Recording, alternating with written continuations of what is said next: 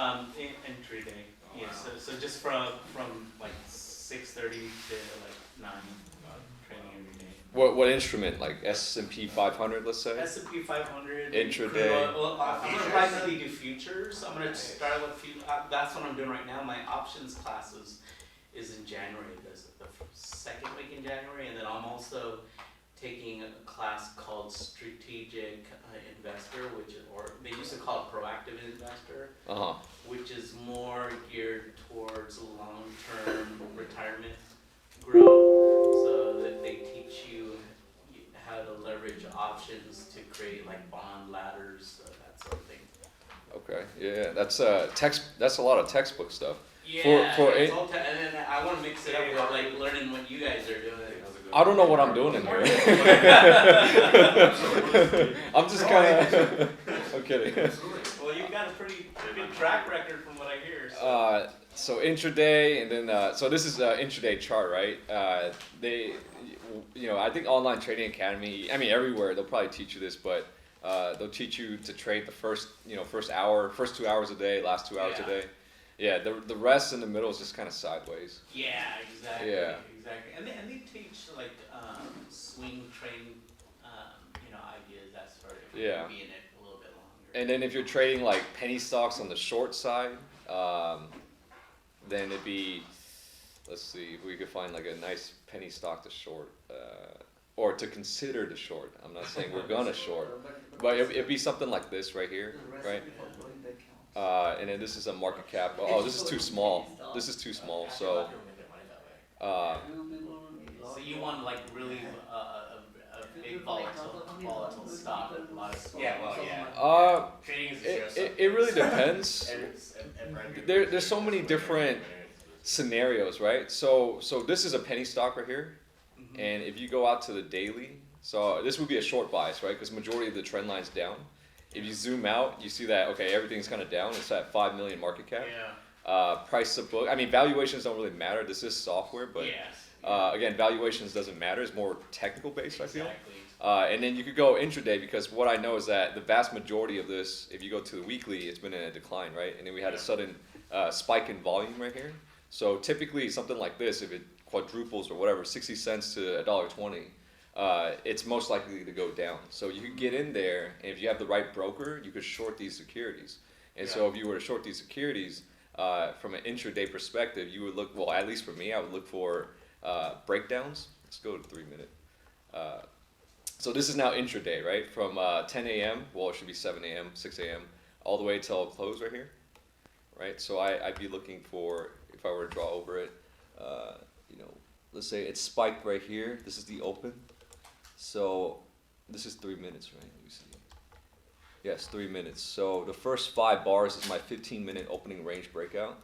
So this is 1, 2, 3, 4, 5, high, and this is low. So now I have my 15-minute opening range breakout. This thing didn't go below that, so if it went below the 15, it would have been really bearish. But you did see some breakdowns intraday, like right here. So something like that. I mean, this is very day trader stuff. Yeah. Which it's still It's not interesting. investing, it's gambling. Yeah. There's Well, no way you it's could say- it's speculation at its finest. There's no way you could say that anything that happens within 1 hour is anything more than gambling, because there's no way to predict something in that interval based on any grounded trend. There's no possible way. You're just betting that some potential continuation of a trend might continue, but there's no guarantee at all. Yeah. Penny stock? Yeah. For So penny stock in an hour window, Yeah. there's no way you could tell what it's going to do. yeah. So something like this is purely speculation, right? And then you saw that it couldn't hit the new high of 160 right here, and then it started breaking down. So it's very intraday speculation. It's like you make, I don't know, you bet big and you make a couple thousand a day, and then you're done, and then you move on. And you could also lose a couple thousand. Yeah. So, statistically, like 80% of people that do day trading lose 100% of their investment. I believe that. Those numbers, I believe that. Oh, it's only like it's a small group who's trained. So just be careful, right? Yeah. Instead of investing in a market where you can get Huh? 25%, Talking the wrong way. which Yeah. is Which is like well above the average. Yeah. Above what it was. So- It's a different audience. Yeah, this is more sophisticated hedge fund techniques. Like this is not a strategy for the vast majority that we talk about in here. what we talk about in here is we practice sound investment strategies Right. that apply to like many layers of the markets. What I just showed you was just a little teaser on like penny stocks. That's what we don't really talk about it in here, but I do know the segment really well. It's pretty lucrative. I think I myself might revisit it one of these days. I know that market's always going to happen. It's just like the recycling market, right? Like we're always going to produce trash, and someone has to go recycle that trash. It's the same thing. It's the same thing with the stock market. There's going to be there's going to be business owners and executive teams that will, pull a company to billions of dollars, and then there's also going to be teams that are just like distressed and just burned out and just letting it, fade away. Yeah. So you got. I like the idea that you guys invest in software related, cloud related. Well, I chose that specifically because it's unique to our current time frame. Yeah. Because I'm alive in that time frame today. If it was like the Industrial Revolution, we'd be talking a lot about like railroads and all that. Mm-hmm. That's really where the growth's at. But today, with the current, the changes in the economy, with the technology infrastructure in the mass consumer's hand, we could do a lot more powerful things today. But a lot of the textbooks aren't keeping up. Think about the life sciences industry, because that's where I've been in 25 years in the life sciences industry. All my clients are med device, pharma, biotech companies. Yeah. And I look at their stocks, and I look at their they don't have any earnings yet. So it's very much a different animal. Now, when you say life sciences, you could probably categorize this a lot better than me. Hey, welcome. This is the investment club. Yeah, welcome. Now, are you talking about like life science? Med device, pharma, biotech. Yeah. See, now which segment, right? So if it's like pharmaceuticals, or it has to go through the trials and all that, it's very trial driven. It's nothing to do with It's based fundamentals. upon whether or not their drug passes clinical trials or not, and skyrockets. Yeah, exactly. So on my Twitter, right? Because I track several layers of like everything from venture capital to global macro to hedge funds and all that. I do have a segment in here that focuses on biotech. So these guys would be my specialized biotech guys, because I know that one analyst can't do all the work. Like I'm a single analyst, right? I can't do all the work, but I could always leverage other people's ability and specialty to kind of just get a trade idea. That's on your Twitter account? Yeah, that's on my Twitter account. Yeah, anyone could follow me and check it out.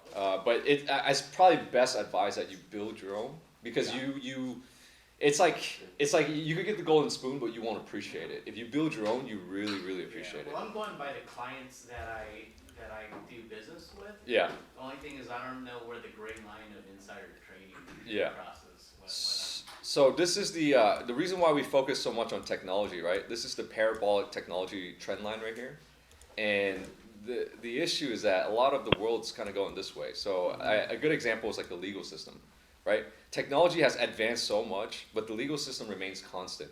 So we have this increasing delta right here that's telling me that the future legal battles it's going to be really messy. It's going to be messy. It's going to take a lot of time. It's not going to be workers today are a lot more productive, right? But because of technology advancement, so they're squeezing more out of employees today more than ever.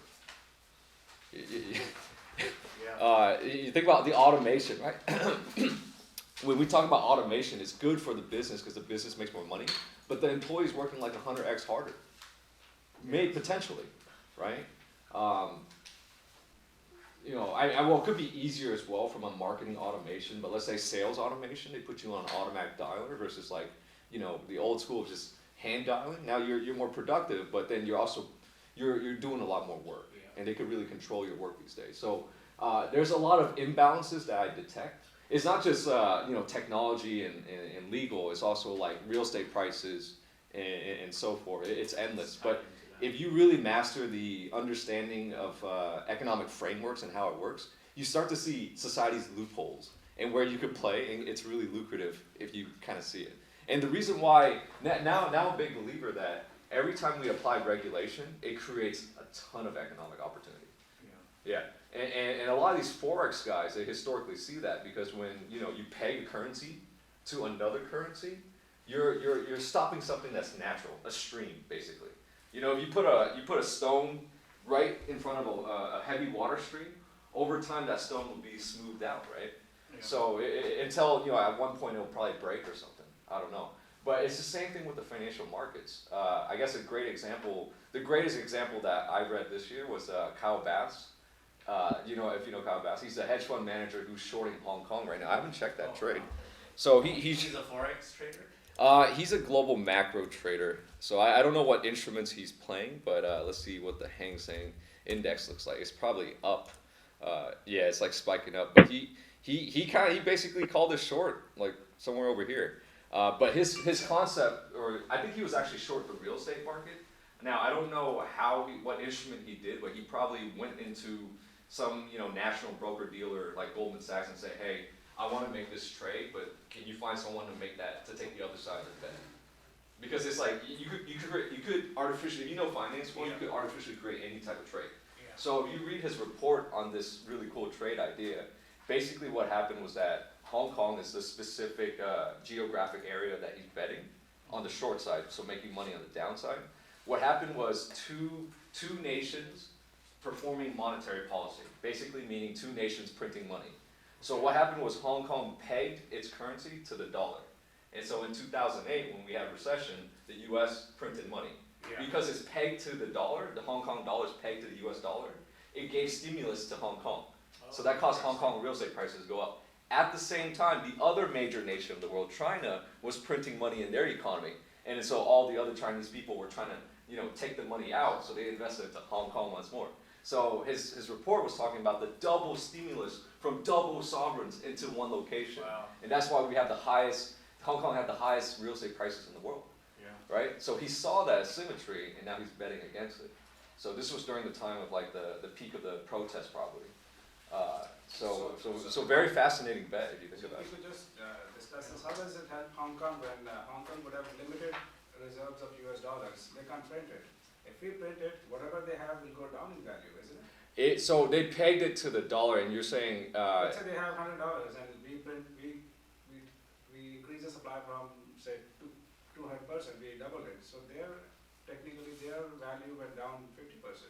is it? How will it go up? Yeah. So these things I have to like really kind of work it in my mind. Again, inflation is a tax on us too. If I'm holding say whatever, $100 here in my pocket and Fed keeps on printing it. Yeah. So Inflation will actually push up the value of assets. yeah. But the dollar itself will go down, but the paper currency will go, it will have less buying. So Right, so what he's talking about is the value of the assets inflated Oh. as a Yeah. function of the So he's dollar. shorting But the. again, they have limited supply, they are not the one who are printing. If Treasury prints here, the reserves of Hong Kong. So they pegged their Hong Kong dollar to the U.S. dollar. So if the U.S. dollar went down in value, so would the Hong Kong dollar go down in value. So if the Hong Kong dollar went down in value, then the assets against the dollar, the Hong Kong dollar would be going up. So if I were to get, it's back to that equation that we always use, but this time it's dang, that's not a good marker. I guess I'll just draw it out right here. So it's back to, so what happened is that, let's say USD, right, in this case is equal to Hong Kong dollar, right? So whatever happens to USD happens to RE assets in USA, as well as RE assets in HKRE at the top, right? So what happened is, again, I always do 10 over 10. What they did was the dollar had to be devalued in 2008 because of stress. So we had to stimulate the U.S. economy. But because the Hong Kong dollar is pegged to the U.S. dollar, then it went from 10 over 5. So that equals 2 over 1. So the asset above is worth 2 now, and the currency is worth 1. Right? Now that's just the USA stimulus. They had also a China stimulus. So they brought in more buyers who were able to bid up prices. So this is a double sovereign dynamic that it's so intricate when you think about it, right? It's like, damn, like I don't know. So the Forex game is a very, very fascinating world. I don't know if this answered that for you, if it made sense at all. Yeah, it does, but there are a lot of other complex things. Yeah, it's not just one thing, but that's one of the major forces that kind of exists out there, and that's something we can't disregard. If I were to kind of skip into today's discussion, I talk about the power of central banks and how it could really carry up markets. So skipping ahead right here. So power of central banks, right? This is right here, what you see is the Fed balance sheet. We kind of look at it every week, but this is an updated version. They're continuing to inject money. So this is the central bank's balance sheet on the asset side. So if this goes up, that means they're accumulating more treasury assets, treasury bills or whatever, notes, bills, bonds, whatever. So they're accumulating more, right? But when did they start distributing? They started distributing in February of 2018. So if you go down and you look at the S&P 500, February 2018, that's when the volatility really started. So when they started tightening up the system. So that's why I put, this section is called the power of central banks, right? So when they started tightening again, the S&P 500 started going down. It just went choppy for a very long time. It didn't want to go down as they were tightening. And then if you look right here, if you go down a little bit more, they started printing September 11th. I say October 11th was when they announced it. September, it appears, was the actual, go-to-market, open market purchases. So they started printing money again, and then you go back to the S&P 500, we're now hitting new highs. Right, so that's the power of central banks. I understand though, I mean, why is it going up? Why isn't it the same reverse shape then? I mean, It's not always perfect because the markets are just, there's so many players around the world that's conflicting, right? But what I want to point out is that so if you analyze charts long enough, you're gonna realize like there's a slope to it, right? This slope is very vertical. That means this looks more of a panic than if it was like this.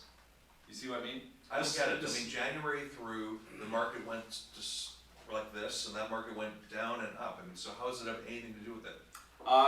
From September, let's say from October through December, it's almost like a 45-degree angle, but from there. From October to. Oh, you have different scales. Yeah, it's different scale. Oh, I see. It's not the same scale. Yeah, so this one I have to zoom in a little bit more. If you want the same scale, kind of, it'd be something like right here. So starting September right here, this would be September. Right. So we broke to new highs. They artificially engineered a breakout. Right. And as a technician, it's a breakout right here. This is the breakout. Mm-hmm. So this, and I want to point out the slope because it's very important, because if the slope is like this versus like this, what does that tell you? This is like, okay, we'll slowly inject more money. This is telling me we need to inject money really quick. So the slope really matters here, right? They injected money quick because repo spiked. And so if the repo spiked, if they kept that interest rate too high, it would have trickled down, and then you would see higher mortgage rates. And then higher mortgage rates means lower real estate prices.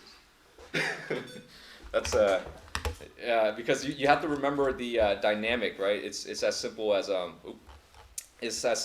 this right here. So a lever, right? So let's say that's bad. Let me draw this.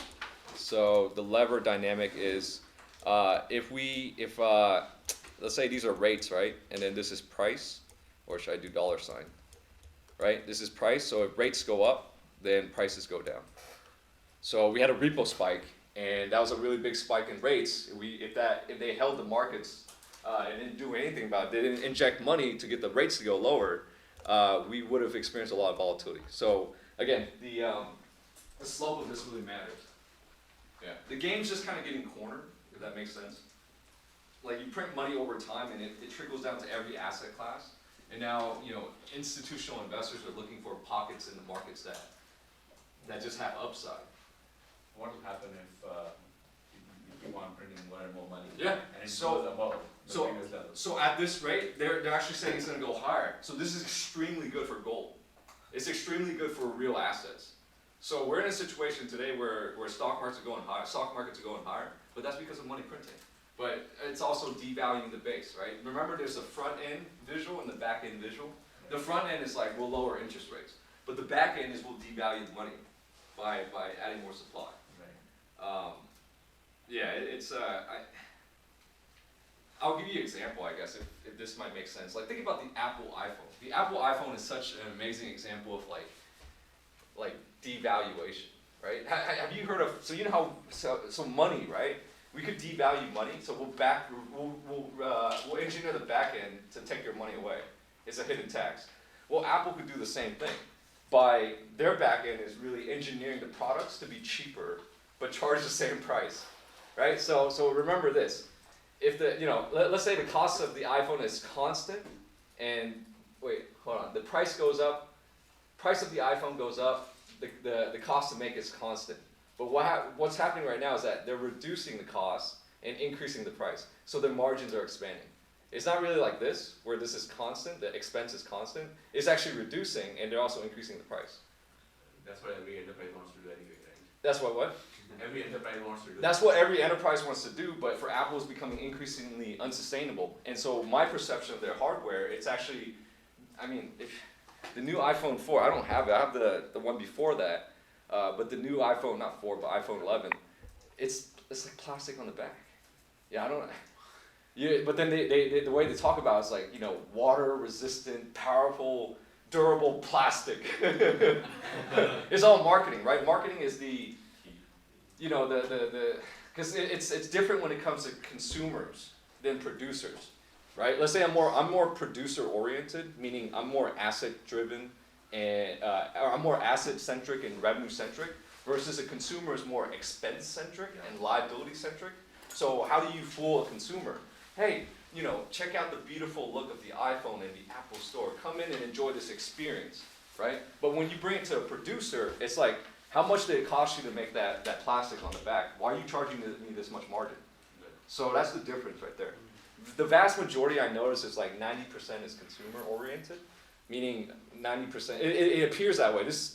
I'm trying to sound objective, but this is probably biased, but it appears that the vast majority, I don't know what percentage, is more consumer centric, again, liability and expense centric, meaning like we want the car, brand new car today, the brand new car today, and we'll pay the liability, or we'll accumulate the liability, versus like a producer mindset would be like, I'll buy it, you know, 2-3 years out, half depreciated, very low depreciation, you know, moving forward.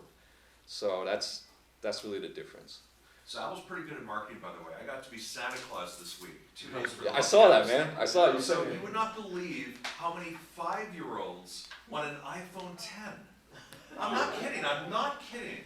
They can't be more than this tall. And one kid's, I want an iPhone 10 and an iPad and a Mac. Holy shit, man. They're all like Muscatus and Monster Houses, like, holy fuck, this kid 5 years old. And the kid wants an iPhone and $1,000 phone. You're looking at your Santa bag and it's all like toys. A 5-year-old wants a $1,000 phone. Like unbelievable, you know, can you believe it? Not crayons, not Legos, not a $12 whatever, they want a $1,000 phone, and the parents will probably buy it. I mean, it's incredible. You see, like, I was just talking to, man, I forgot your name, I'm sorry. Vivek. I was just talking to Vivek today, like, because he came in pretty early, he was the first one, and I was like saying, you know, I don't know what I spend my money on anymore. Like on clothes, I wear it till it depreciates. I only spend it on like stocks and stuff. Like I'm all consumed out, I say, or maybe my consumption demand is actually really low. Like I don't require a lot in life, and so I'm just kind of thinking. And I was talking to him about my friends.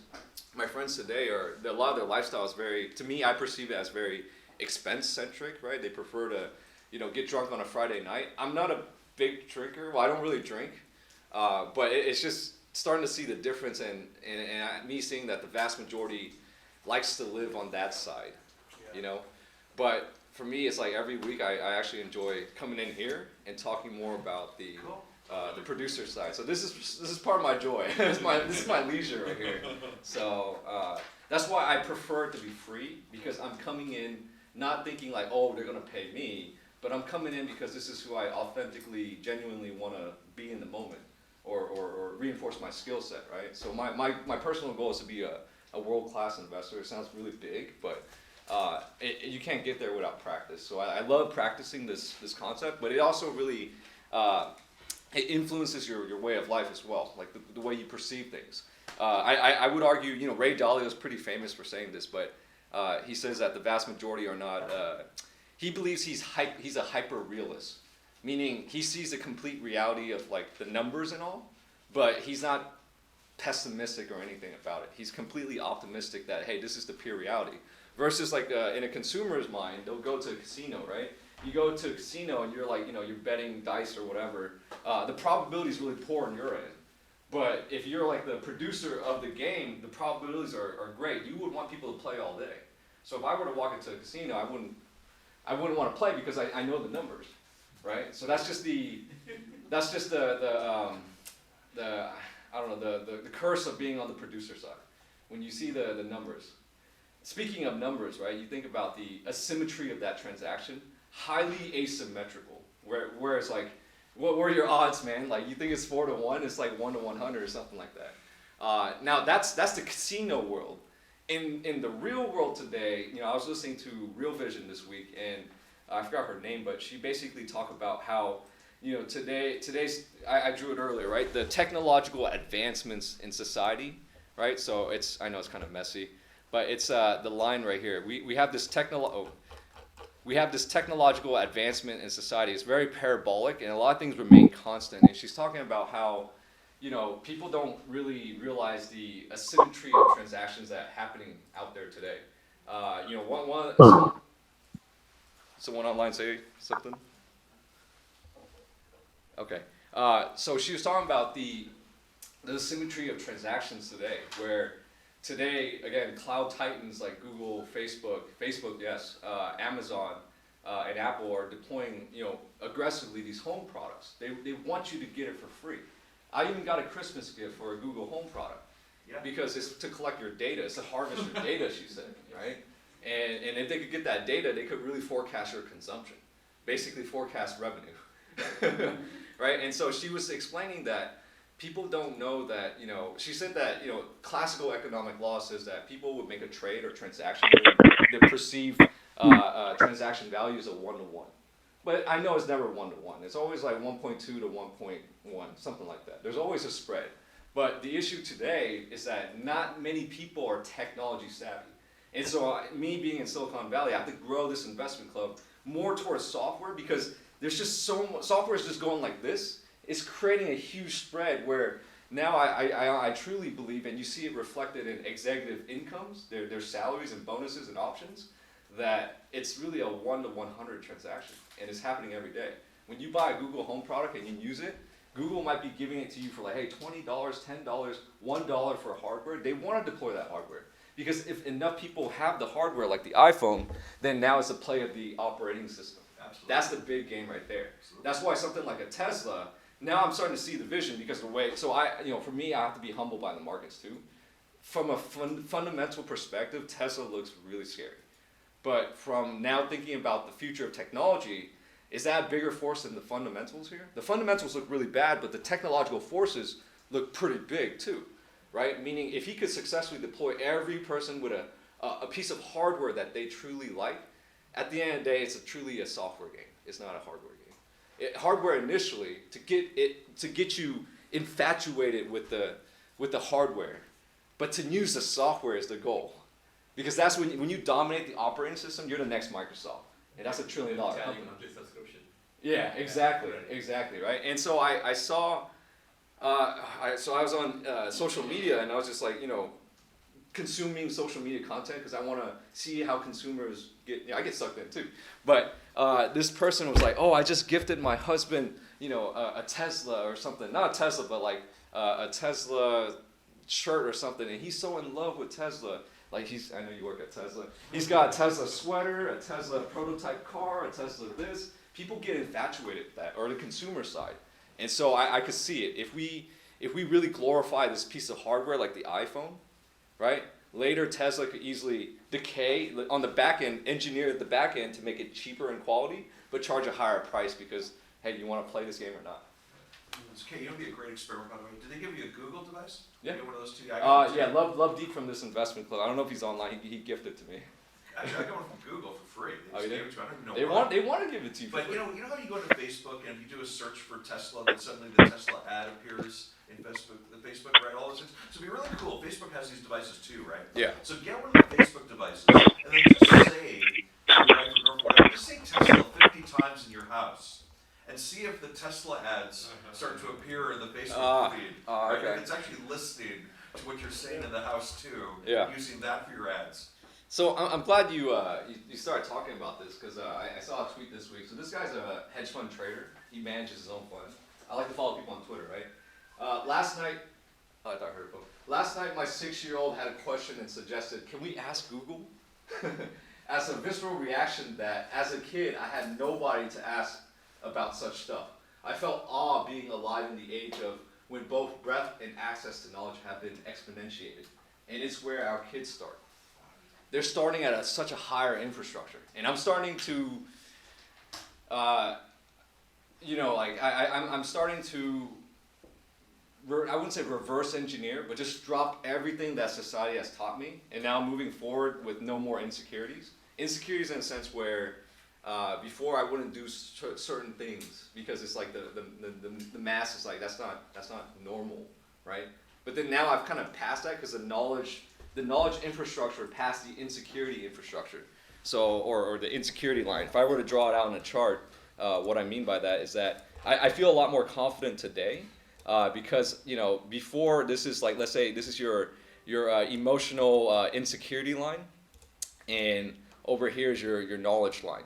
So my knowledge line is fine. This is the knowledge line. My knowledge line is finally over my insecurity line. Cool. Right. So this part right here, it's different now. So now I know that I'm more objective based and operating off of a body of knowledge that I've accumulated. Versus like before this time frame, I let society make the decision for me.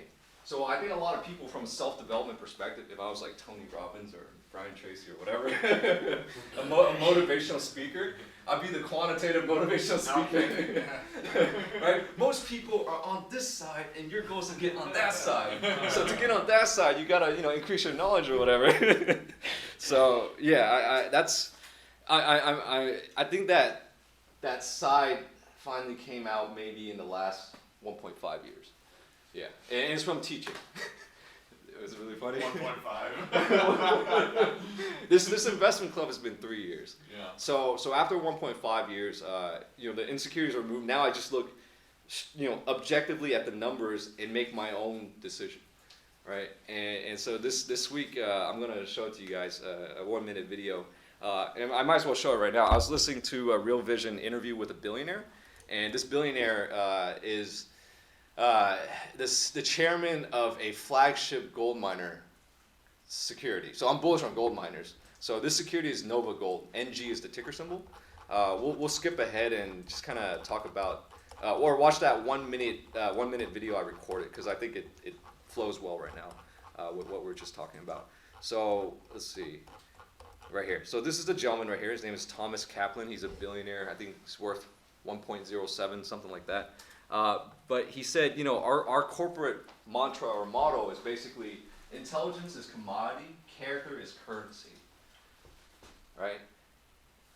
So this is more of a ooh ah type of thing. But if we introduce more AI to the masses and everyone gets AI in their pockets. Sorry guys. Yeah, so if everyone has AI, it doesn't mean things get simpler. It does, but it also gets more competitive. And so my belief is that even if AI comes out, it automates everything. That doesn't mean you could be lazy. That to me means you gotta execute more discretion and strong judgment. That's to be competitive. Because if everyone's operating with AI, if everyone has AI in their phones, like, hey Alexa, what should I do tonight? Complete my sentence, please. Something like that. So character is something that I feel like, I think there's a saying that says hard work builds character. But anyways, I'll show you this 1 minute video because I found what he said extremely insightful. And I figured it might bring you guys some value too. So let's listen to it. It's about 1 minute, 15 seconds. Our motto is intelligence. So he said my corporate model is, or our corporate model is, I kind of cut that part out because I was recording with my phone. Corporate motto is intelligence is a commodity. Character is a currency. The origin of that expression was a conversation that I was having with a fund manager who was telling me that he didn't need exposure to gold because he had exposure to oil. And they were the same thing, essentially, commodities. And I told him, well, that's not true. I said, oil is a commodity. I know energy very well. And it is like intelligence.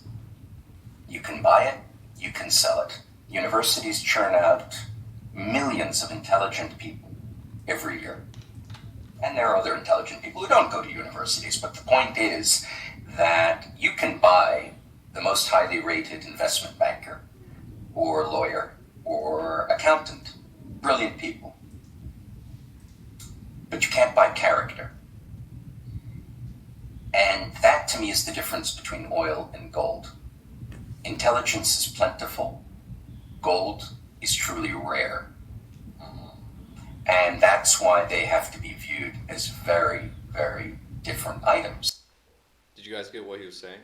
Basically, he had a conversation with another money manager, and he was saying, the money manager was telling him that, hey, I don't need exposure to gold because I have oil, and they're both commodities, and they're the same, right? But he's a natural resource entrepreneur, meaning his business historically has been in investing into like miners for energy as well as precious metals. He's a billionaire as well. That's where he's made his money. But he's saying that it's completely different the way, you know, society really uses this. And he used the example of like intelligence as well as character. So he said oil is like intelligence. It's abundant. So it's a commodity. But then he said gold, however, the way we perceive it is currency, just like character. Character is real currency. So when I think about it from a technological perspective, if AI advances more and more and more, we get more lazy with our, that means if we're saying if technological brain power increases, does that give you the right to reduce your own brain power? Because if you do, then you might become like a vegetable or something.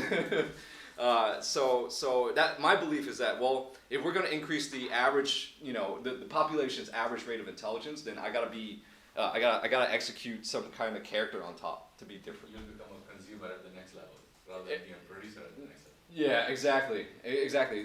You're right, completely. Like, how do I leverage this to be the evolved producer versus becoming the evolved consumer? Consumers evolve just as much as producers, and sometimes when I assess the structure of the economy, right, between like, you know, consumers to producers to sovereigns, sometimes these trends will start in each pocket. You just never know, right? Like a sovereign might set regulation and start a trend. How people are like, oh, you know, the governments are going to pay for us, so we'll get lazy and we'll just get those entitlements or whatever, right? So the sovereigns they cause that. That's a form of regulation. Again, that's like the peg on Hong Kong. That peg creates a lot of artificial economic opportunity, but you just have to, you know, have the framework to kind of understand. Now, sometimes, you know, a producer might start a trend, or even a consumer. For example, the consumer probably started the whole Facebook social media trend, and then later bled into now the producer with LinkedIn, because that's more of a B2B platform versus a B2C platform. So it's nice to kind of see these pockets and then visually or mentally see like, okay, which one do I think like, oh, this is a new trend that's happening here on the consumer side. Will it bleed into the producer and the sovereign side? Like, who's lagging, who's leading? But it's always fascinating to just kind of forecast that. So I think what I'm starting to realize about myself is that I like to forecast. It's just like by nature. Because, you know, I like to invest. So when you invest, you think about, ooh, like how do these things fluctuate throughout time? Anyways, that was quite the start. We could get started now. You guys have any questions, or we kind of, you know, looked at some stuff ahead already, but that's what interests me these days. Anyways, wanted to say happy holidays from the Enterprise Guy. So yeah. Yeah, I just kind of slapped something on there. I do have a video of the holiday party, but I don't know if I want to play it. Do you guys want to see it? It's a little cheesy. Bernard's in there. I mean, I figure. I'd like to skip the part where I'm talking, but I mean, honestly, I don't really care. Hey, what's up, guys? It's the Enterprise Guy. I gotta say thank you all so much for coming out tonight. We've been hosting these networking events for a whole entire year, and so this was our last and final event for the year. It was such a great turnout. Check out the recap. So they made this pretty cool recap of the night video. Go see Bernard. I'm pretty sure. Bernard was in a red shirt, so it's like a hard right there. When you're still in red.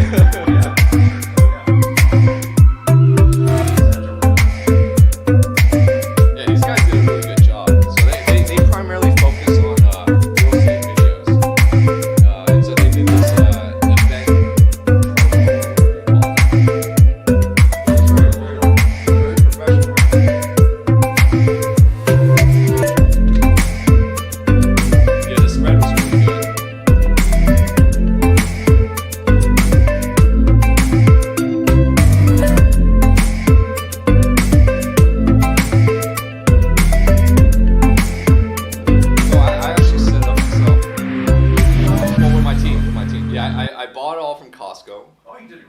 Yeah, and it dude, I know how to make a charcuterie spread now. So, are you here for the investment club? Yeah, well, come on in. Feel free to sit anywhere. We got some seats over here, or open to anyone. So yeah, that was just the commercial I wanted to share. Nothing salesy, just more like something nice, right? Anyways, 2020 is the beginning of the new decade. Make it a good one. It's not just a new year. It's a new decade. So yeah, I personally been reflecting a lot on things like what I want to do in the next decade, who do I want to be, what do I want to accomplish.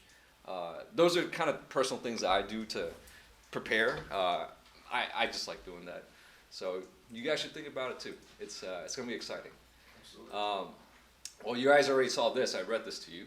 We'll skip that. We already talked about this. So the power of central banks, right? Now you kind of see what I'm looking at all the time. And I'm seeing that, okay, when they taper money, when they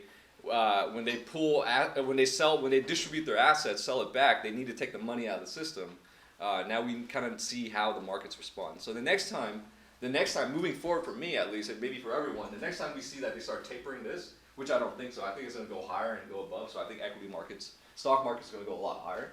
But that's more of a function of robbing you of your money. So how do they take money out of the system? They keep on printing though. How do they get money out of the system, or how do they put money into the system? How does that curve go down when they take money out? We have never heard of them taking So they money can out. raise the interest rates. Yeah. So the easiest way to explain it is I'm not gonna Google butt Total pockets. supply of money keeps on increasing, right? Say that one more time. The total supply of money Yes. keeps on increasing. Yes. So Yes. how Yes. does that go down? Yes. I'm not. So the easiest way is to think of the two butt pockets of the sovereigns, right? One is called the government butt pocket, the left pocket or the right pocket, and then the other one is the central bank, or well, I think CB is more accurate, central bank or Federal Reserve. So these are the two butt pockets of the sovereigns, and basically what's happening is that the government will issue treasuries, right? They'll say, I should have done blue. The governments will issue treasuries, which are IOUs, and put the IOU into here. And those IOUs are considered assets, and so it will show that assets are increasing, right? At the same time, as they're injecting IOUs into the right pocket, they are injecting money over here, right? So over here, now they're issuing, governments are issuing IOUs, so you're going to see their liabilities increasing. So government debt. So that's how you identify, is the sovereign printing money or not. Now, this is the sovereign model, and this is a good topic because the sovereign model basically shows that they can print money. They don't care about money. But a corporation, if a corporation did this, I forgot the name of that pharmaceutical company, Valiant Pharmaceutical, the one that one hedge fund manager was short or long, I forget. Yeah, I think he was long actually. I think he was long, right? I forget. He was long on Valiant. Yeah, so Valiant did this model right here. This is illegal in the enterprise or corporate space, or business to business, or just business in general. But at the sovereign level, it's legal because they're the game maker, and it's legal for them because, well, if we don't do it, we go out of business. Versus like an actual business, like if we do it, we really go out of business and even put in some prison time. So yeah, and that would be called is it called a slush fund or a ghost entity or whatever? So one entity in a business where one entity would take all the liabilities, and then the other one would be juiced in sales. And so investors are like, oh my gosh, like you got some momentum here, but it's just really one entity taking all the losses, right? So that's illegal. I'm not teaching you to do that, but just be aware of like what the sovereigns are, how they operate. So speaking of defaulting, right, or bankruptcy, sovereigns can't default. What are they going to do? File bankruptcy with chapter whatever with the BIS, the Bank of International Settlement? Maybe, but sovereigns can't default, but they can. Can anyone tell me why? They can't default, but they can. Or if they don't pay their interest payment. It's all backed, everything is backed by the full faith and trust in the government. Yeah. And the trust will be lost. Exactly. So you kind of, that's like half the answer. So they can default, but their form of default, in a corporation, their form of default is file bankruptcy. In a sovereign's form of default, they print money. So when you see printing of money, that's them defaulting. That's what I realized. That's pretty interesting, right? I mean, what do you want? Like, let's say I was a business owner. I was a sovereign. I was a business owner. You guys are my S&P 500, okay? And I'm like, man, my financials are tight over here. But this is how most countries work, so everybody is cheating the system, so it becomes a similar thing everywhere. Yeah, and so I mean, the two butt pockets of the sovereigns are so distressed today that when they do this, stock prices go up. So like I said, I showed you the power of central banks, right? If they're causing stock prices to go up, who has equity positions? Typically executives, right? Who own shares of a corporation, and that corporation buys back. So these executive C-levels will get richer than majority of consumers. And if they get richer, they'll take that money and go bid up real estate prices, right? Which you're trying to get in as well, let's say, because you want to live here in Silicon Valley. So it makes your standard of living harder. Now, let's say you already got a home. Well, then you're protected. But when you go out and buy a cup of coffee or go out to a restaurant, it costs you more. Your purchasing power went down. So today we're going to talk about a really important index. Mm-hmm. So if you compare US with other major economies like China and stuff, so who is the worst defaulter?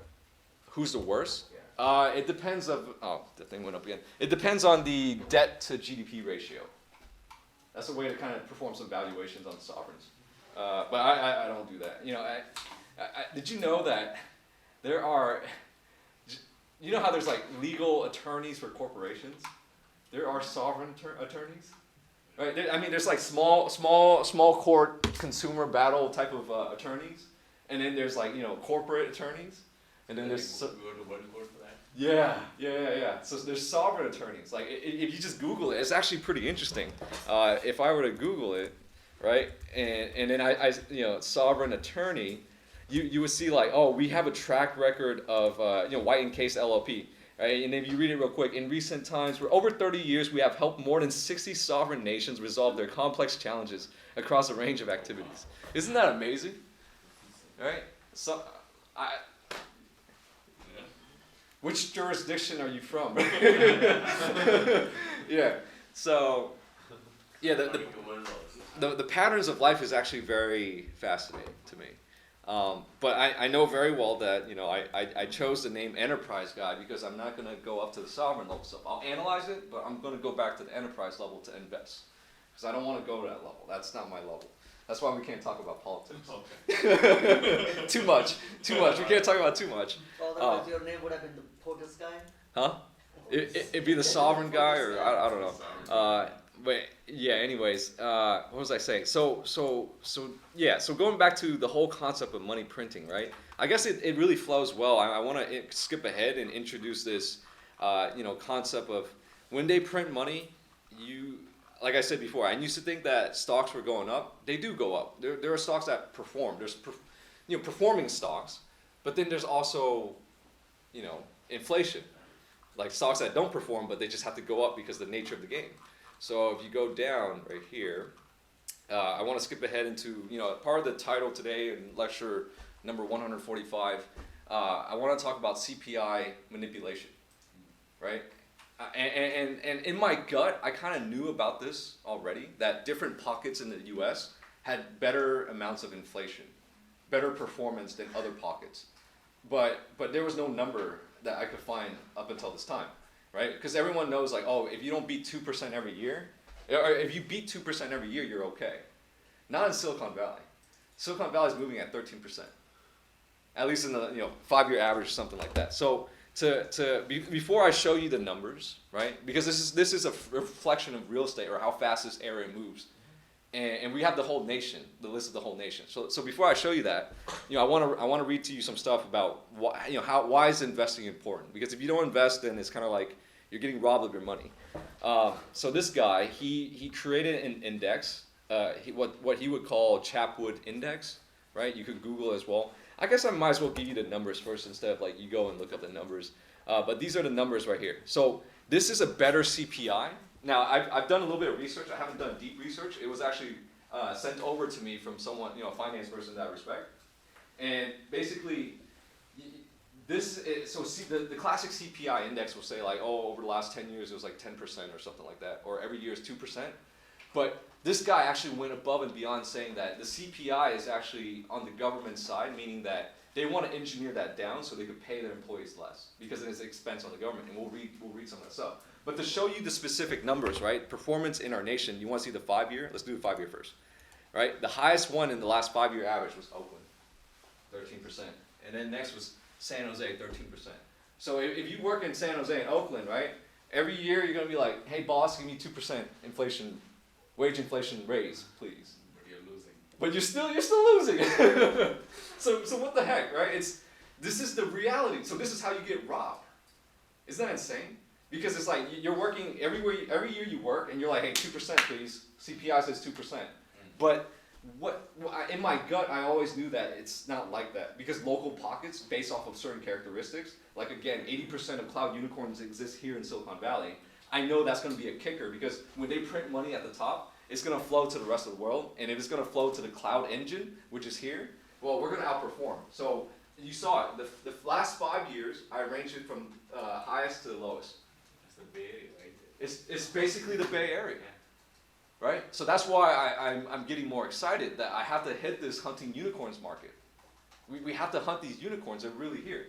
If not, then I don't know if I could ask your boss and say, hey, can I get 13%? show them the Chapwood index. So that's what I'm saying. It's becoming highly unsustainable. Being on the consumer side is by default a losing model, and the natural economics are making it more of a losing model as technology advances. I hate to, this sounds like bad news, but again, being a hyper realist, this is the reality. All right, know that it's not just you, it's your brothers and sisters as well, who are fighting against 13% inflation. So how do consumers typically protect themselves from that? They purchase real estate. Not provoking a transaction, but that's really an inflation hedge, and I understand it a lot more than ever now. Because remember what I said last week or 2 weeks ago is that when they print money at the top, it'll first go to the producers who are the most equipped to borrow the easy money, but they're too lazy to put into real estate, so they'll easily put into stocks, share buybacks. So stock prices go up first. Then it'll lag down to the consumer who is like, okay, stigma is stock market's voodoo, is gambling, I won't play that, so I'll jump into real estate. So now I firmly believe at this point after teaching is that real estate is the reflection of a consumer, residential real estate, not commercial real estate. Residential real estate is the reflection of the consumer's excesses, right? Because I'm thinking about, okay, if you print money at the top, it trickles down, where do the excesses go? For the producers, it goes to their stock price, right? Because if they don't have enough projects in the pipeline, like, we got a lot of money because of easy money, but we don't have a lot of projects in the pipeline, then what are we going to do? We'll reinvest into ourselves when we figure out that project later, right? So that's how the excesses on the producer side go to. There's no excesses on the sovereign side, though, because they're printing money. What they're after is human capital and commodity resources, so that's different. So once it goes down to the consumer, how would an average Joe behave with average Joe Gander? So, how do you explain this? In the last, let's say, 5 years, let's say that every city has had inflation at 10% or more, and incomes are not going up 10%. Now, I made the highest down, just saying. Well, let me continue. Sure. So, why does somebody go out and buy a $1,000 iPhone if they have no savings and can't afford a $400 expense, right? So what do you expect discretionary spending will be on an iPhone 10 that you don't really need? Your iPhone 7 is more than enough, right? Yeah. But if you're strapped for cash, you might hold off buying a $1,000 toy. And yet, Apple's sales are through the roof. Right? Those kids really got you, huh? No, I mean, the sales of discretionary everything are through the frickin' roof, right, over the last number of years. So look at this, this is 2015. This is talking about over the last 4 or 5 years, the cost of inflation's been more than income growth, which tells you that theoretically people should be, no wonder why people can barely pay for their rent, can barely pay for anything. Exactly. But Apple's still selling $1,500 MacBooks faster than they Apple can make is them. the producer. They do not act like a consumer. Right, so if you think about this stuff. It's crazy though, right? You see it, man. So what this means is, if there was an economic downturn, it could actually implode fairly quickly. It could, exactly. So jobs start to disappear, income goes to zero, Yep. which means that savings go to negative, Yep. And now people, you can have a house, but that doesn't help you Yep. if you have no income. You're not gonna sell your house to pay, for food, right? Yeah. So that does mean that there's a certain fragile element that It- if there was some decline Yeah. or otherwise, and companies freak out and they start getting rid of people, Yeah. it could go very quickly in a year, like, Yep. like Yep. that. So Yep. it's kind of So like a fire, right? you- You can 100%, 100% agree with you. First of all, what you said was like, well, if inflation is 13%, true real inflation is 13%, wages, it's a scam then. It's never going to be enough.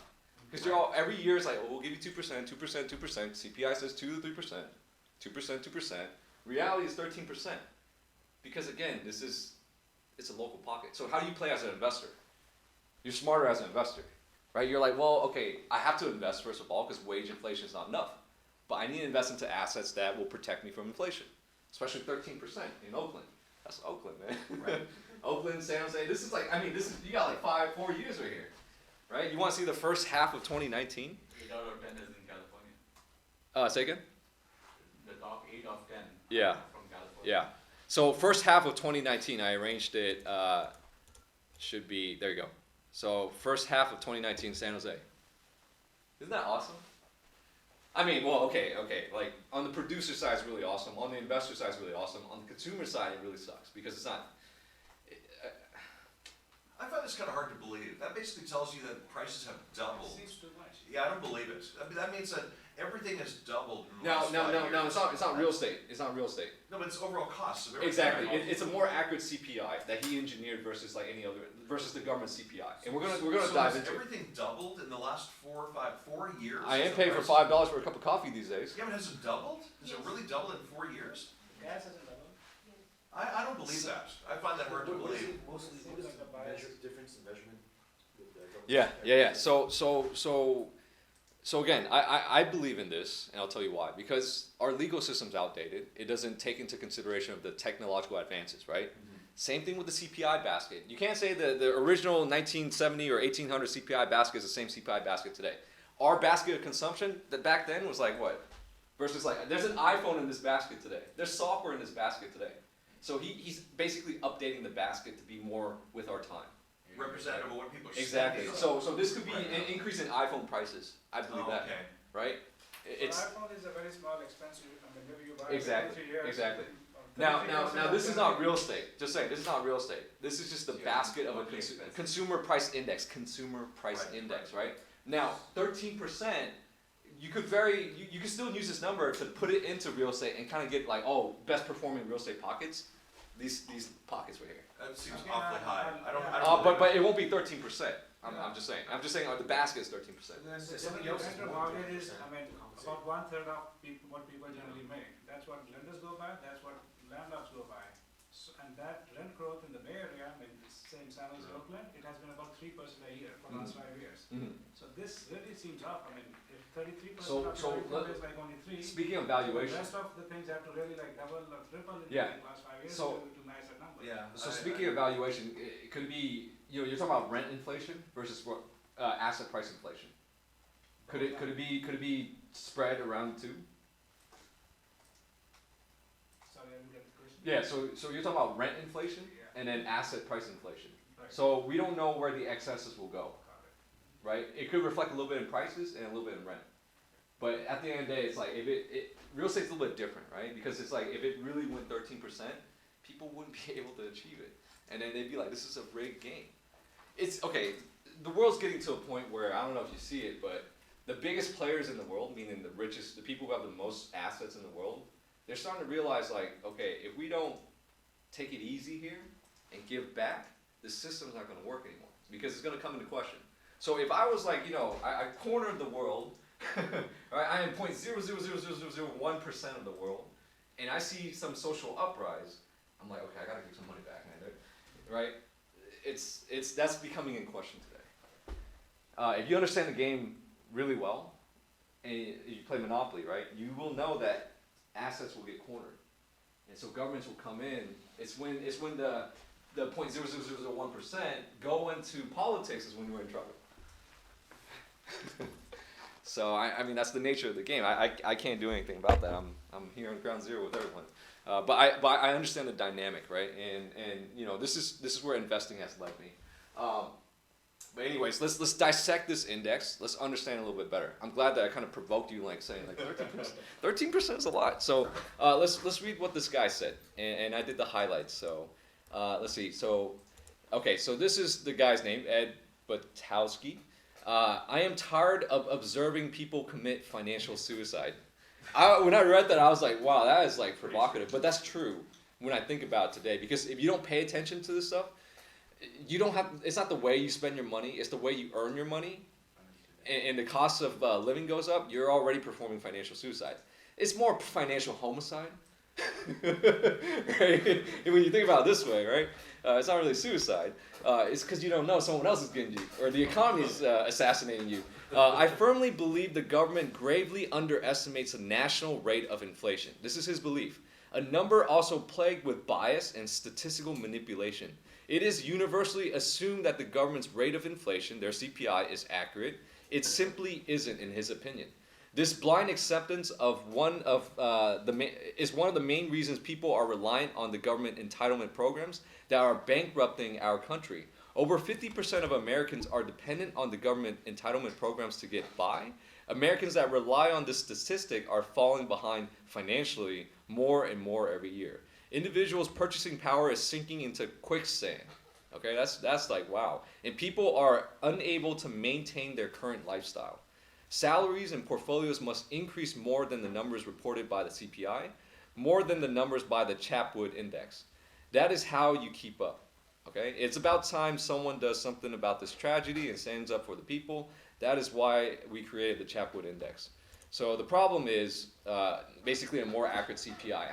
I've only discovered this recently, but this was, deeply fascinating to me because I never thought about, what he says is really true.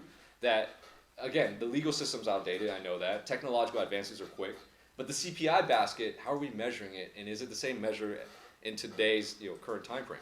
So problems with the CPI index. Many unassuming Americans rely heavily on the flawed consumer index. Most don't even realize that they do. This reliance has unfortunately resulted in irreversible long-term repercussions. So the rate at which prices increase has a profound effect on all of us, right? That's why we're investors, because we understand purchasing power goes down and we want to invest to protect against inflation, as well as finding outperforming stocks or assets. But has a profound effect on all of us, but mostly on middle and low income Americans, or America. While the CPI was originally a measure to evaluate a predefined, consistently weighted basket of goods, over time, the basket of goods grew to an unreasonable 80,000 items, muting dramatic price changes in common goods and services. Okay? So so again, this is like the iPhone or money being diluted away. We add more stuff to the basket to dilute the index, right? When there's probably a weight to the basket of goods. Let's see.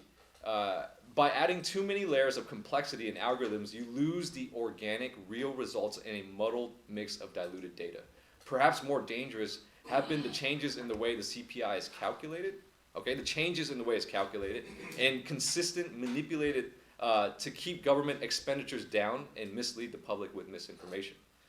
If I skip right here, the reconfiguration of the CPI saved the U.S. government over $680 billion. Right? I'll read this as well. In 1983, the government CPI rose roughly 12%, and the government modified the CPI calculation to save money. In order to save money on salary increases and entitlement benefits, which are tied to CPI, the government changed their calculation of the CPI to reflect a much lower number. The statistic underwent another reconfiguration in 95-96 with the Boston Commission. These changes made the CPI an even worse indication of the real cost of living increase. It is estimated that between 1996 and 2006, the reconfiguration of CPI saved the U.S. government over $680 billion. Since then, the government has been artificially deflating the CPI to keep figures as low as possible. The readings you see published today no longer represent the real out-of-pocket expenditures incurred by most Americans. The government baseline CPI measure excludes items such as taxes, energy, and food, which are not only necessities but also often a majority of our daily expenditures. It excludes taxes, and taxes are increasing. That's pretty, substantial, right? Because it's like if you're, who's also benefiting from this? It's not just, it's business owners too, or producers, corporations. Because it's like, well, the CPI is 2%. Why should you be 13%? So that's their incentive to hold down expenses, right? The CPI increased from 2008 to 2012, total of 10%, but our research has found that many cities, the cost of living increase was more than that in 2012 alone. We realized that people were relying on the CPI as a benchmark to beat in order to keep up with the cost of living. In reality, if people were keeping up with CPI, they really were falling behind because the government index isn't appropriately reflecting their cost of living increase. This is a negative result of 30 years of CPI manipulation by the government in effort to keep government entitlement increases at a minimum. As they get older, okay, let's see. It is our attempt to help people understand why they feel like they aren't keeping up and why, as they get older, they feel as though their money does not go as far. Even when they're following the rules, working hard, and supposedly beating inflation. Right? So I know there's some new people in here today, and you're like, what is CPI and all that? This is just basically a basket of things that the average person will go and purchase. If that basket increases in value, that means it costs you more to purchase that average basket that everyone is purchasing. So you're getting poorer. If you don't, I mean, this tells you at what rate are you getting poorer. And what was historically believed is like 2%, but this guy's communicating that it's about 13% in certain pockets. So very, very fascinating stuff. But what is what they say they exclude taxes, energy, and food, which is a life. So what do they include then? What does government include? Yeah. So the current one or the new one? The current one. So that one, 80,000 items. So they all bullshit items. Or like TVs that always go down in price. TVs that go down in price. Oh my gosh, that's so bad. Right? Because we're consuming iPhones that ever go up in prices. That has to be in the basket. But if it's like a DVD recorder, VCR recorder or whatever, or player, in the basket, it doesn't make sense. So the basket has to be updated, but no one's really managing all that. And so in the mainstream news, it's like, hey, this is the CPI index, 2%. But I'm happy to discover this because in my gut feeling, I always knew that Silicon Valley was not moving at 2%. I always thought like it should be like 5%, but I never voiced out that because I didn't know. But now I truly know, and you simply can't ask for 10% from an employer, right? And they'd be like, why? Well, we're in Silicon Valley. It's performance-based, man. Nah, that's not going to go well. But, I mean, as long as the mass consumers know this, they're like, if you can't give me 10%, then I'm going to leave. They'll be like, fine. They'll bring in the next person. They're like, I'll get 2%. It's a knee slapper. According to the U.S. Census Bureau, January 13, nearly half of America is receiving benefits from one or more government programs, nearly all of which are tied to CPI in one way or another. So that's the number, guys. Now, in here, he does go into the technical details, if I recall, or the index items right here. Chapwood index items. So you could look at all this. iPod, Salsa. So this is his version. Bullets are in here. I just saw that. Bullets. Eggs, car insurance, vacations. Where could we get access with more updated CPI-like index? How often is it updated? So I'm really happy. Again, I'm really happy with this discovery. I don't know if you guys like it, but I personally found it very rewarding and fascinating because now I understand. Like, I truly believe in this because just like the stock market, right? When they print money, stocks inflate, but it inflates on the best equity, the best stocks, right? Like Apple, Facebook, Google with the FANGs. But now this is more of a geographic representation of that. So to me, this is deeply fascinating because now I know that if they continue to print money, these pockets will continue to outperform. And you said, 8 out of 10 or whatever, majorities in Silicon Valley. So that's why I'm getting really bullish on this area, and that's been the discussion in like the past 3-4 weeks now. It continues to be California. There is a little skepticism about 13% though, right? I mean that, and they're saying they're not counting housing. Yeah. Because well, it's a consumer basket. It should include that, but yeah, at the end, it includes housing. I mean that's half of a lot of people's expenses, so that probably has gone up 13% every year. So at the end of the day, I've just discovered this myself. if you have any questions, there's the contact. I mean, I don't know. So, but to me, I've always wanted to see this because I knew that the geographic, cash flow or trickle down economics was not symmetrical. It doesn't raise everything evenly. No. There are performing pockets and there are performing pools of human capital. Silicon Valley human capital, world class in my opinion, still. And I see it in the conversations I have with people here, right? Again, the Samsung Fire in Texas, higher in Silicon Valley. Higher price, why? That's their market opportunity. It's a GPU world, not a CPU world. Well, what it also tells you though is that there's going to be more attention on mass merchandisers that are focused on value. So Target, Walmart, Costco, all of those are magnets for people that are looking for value. Yeah, and it's going to keep going. Exactly. It's not going to stop. And if I was Walmart, right, you could leverage this as Walmart or even Target. I would strategically place more Walmarts in these locations Absolutely. than in other locations because I'm deploying at a higher price. I'm a business owner, right? My cup of coffee, $4 today. Now I'm distributing at $6. I just got, I just made investors happier, or myself. So yeah, this is a performing area. It makes so much sense now because I got friends. Well, not friends of friends or whatever. They're like, dude, I moved to Sacramento. I love it, man. It's a lot more, relaxed. Things are moving slower.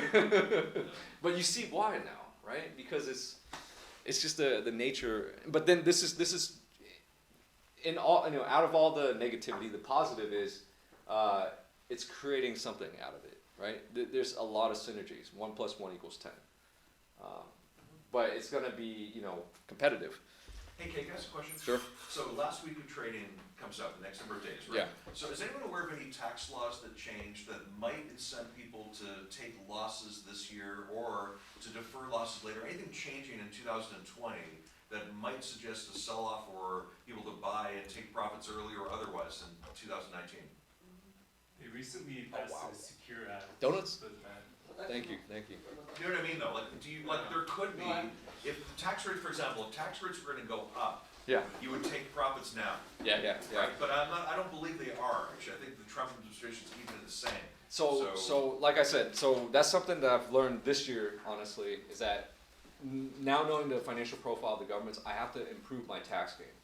Right. So I've been reading a little bit. Did you know that you could purchase your home in an LLC? It's a lot better, or in a corporation, it's a lot better than you directly owning the home. Because you as a consumer hold that liability. Versus if you purchase it as a corporation, you can offset that. And you see in the news, by the way, that smoking and vaping now, It's they hard age to went to get 21, Yeah. as of this week. The smoking. So as of smoking is 2020, vaping and or cigarette So companies. now analyze that for a second. The government's just got revenue expansion because they're tapping into another demographic group now. Right. But so the vaping industry. There's two incentives here. So this tells you how fast regulation can change. That can impact, Yeah. Reynolds companies Yeah. and anyone who sells cigarettes or Yeah. whatever. Get ready for Monday for people to freak out. Juul's a private company, Yeah. so you can't do anything with that. But if anybody has any play of revenue for cigarettes or otherwise, they're going to freak out. People are going to overreact on Monday. Yeah. For anybody that thinks, oh my God, no 19-year-olds are going to be able to buy whatever, Yeah. whatever that market that Yeah. they had for that is going to frickin' cave in on 20. Yeah. So just be ready for an overreaction next week for any cigarette or vaping related company. Perfect. Now, moving into 2020 as well, because for me, I always have efforts to constantly improve. It has been more technology oriented, where I have to increase my comprehension of technology because I want to invest more locally in that space, let's say, like venture capital. But also, teaching in here made me realize, it's not just technology that we as investors need to improve on next year as well. It's also regulation and taxes. Regulation creates substantial amount of investment opportunities if you understand it. Right, and we see that in Kyle Bass's, USD peg Hong Kong dollar.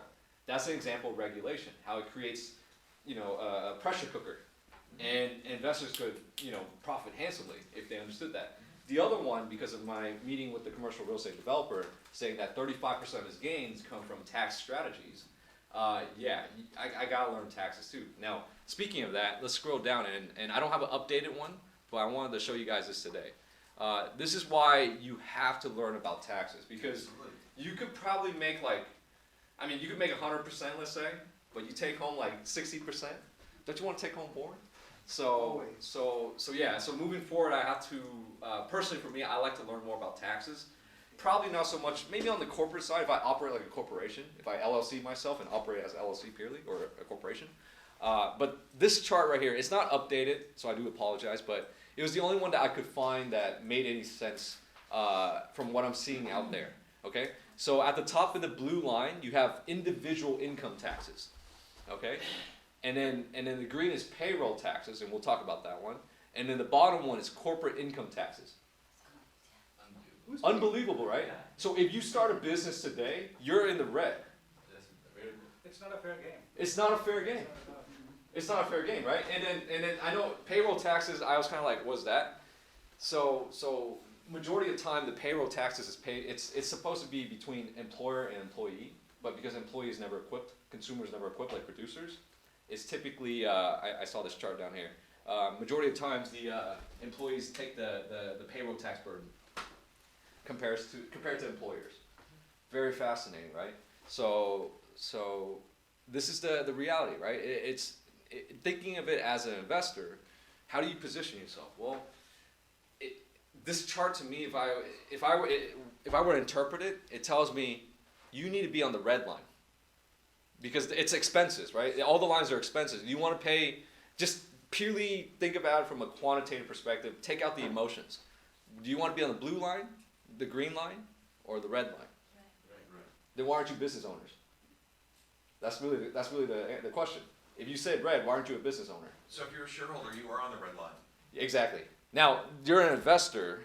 Yes, on the you're red right. line. Yeah, Every So- dollar per earnings per share, you're taking advantage of preferential tax treatment. Exactly. But So you're an three ways to investor make money. As a derivative, you're not a direct investor. If you own a hard asset, there are a lot more better things you could do as owning say a REIT stock or something. Yeah. So like I said, this investment club evolved from purely public equities, and then we started talking about global macro and fixed income and private equity, venture capital, all that. And now it's pushing towards technology because that's where the growth's at, and it's disrupting a lot of things like the legal system and the HR, the human resource work and all that, human capital. But moving forward, I need to sharpen the tax knife or the tax sword and the regulation sword. Those are the two weapons of war moving forward. Highly valuable knowledge, in my opinion. Absolutely. There's a great book that I read, Tax-Free Wealth, on strategies. Yeah. By Tom Wheelwright. Yeah. Anyone just to check that out. Sure. How do you spell the name? Tax-Free Wealth by Tom Wheelwright. It's a rich dad publication, I think. Tax-Free Wealth by Tom Wheelwright. It's a book. It's a rich dad publication. Yeah, it's a rich dad publication. He's one of the CPAs. Okay. Yeah. So now, not everyone, I know everyone said in here, I want to be on the red, right? I get it. But not everyone has the means to be in the red. But how do you, if you can't be a business owner, you could be, like Bernard said, an investor. So moving forward into this environment, because it's tightening up and the sovereign's in trouble and they have to print more money if you don't invest or if you don't operate as a business, this is the environment. So this is only 2006. I wish I got a 2019 one. That'd be really cool. It's going to be worse. Well, Yeah, because they need more money, and they typically ask consumers because that's the vast majority, As right? far as I know, corporations benefited the most from, what was it, the tax bill or whatever, a couple of years ago. Yeah. So Now, if anything, it's gone down. now, if I were to assess the leverage that exists out there, and if you think about it, the corporations are here, right? Now you could tier this out into like 3 different corporations. Old school corporation, current time corporations, and advanced futuristic corporations. Dude, so let's say legacy corporations would be like utilities companies or whatever, right? Like old type of business models. And then the middle tier would be something like just current day, like Beyond Meat. And then at the very advanced, it's technology. These guys are benefiting more than just tax benefits, but data benefits as well, right? They're winning a lot. Because nobody still knows how to do tax data. The legal system is not gonna. See, that's what I'm saying. The technology is advancing like this. The legal system is just like this, and the delta is increasing. But the only people that are able to fight these modern technological legal battles are people of Silicon Valley. and that's why I'm doubling down and investing in people in Silicon Valley, because the human capital is like, well, you know, if there's going to be, I'm pretty sure us in here are more equipped to talk about data-related legal battles than an attorney that's, you know, in like on an island or something. Right? That's the major concern. We're more tech savvy. Now, there's two ways to do it.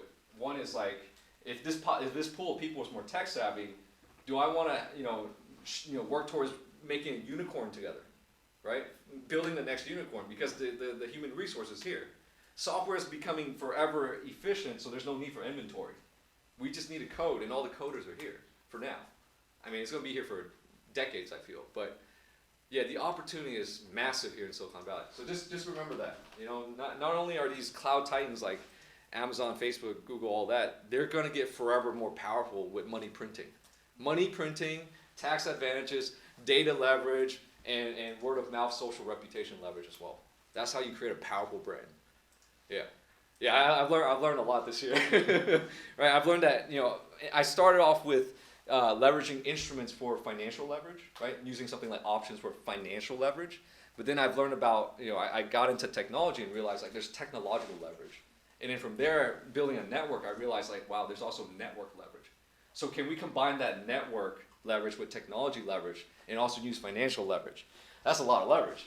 So when I think about all that, I'm thinking like, well, dude, this is like, I think building a unicorn is not that hard.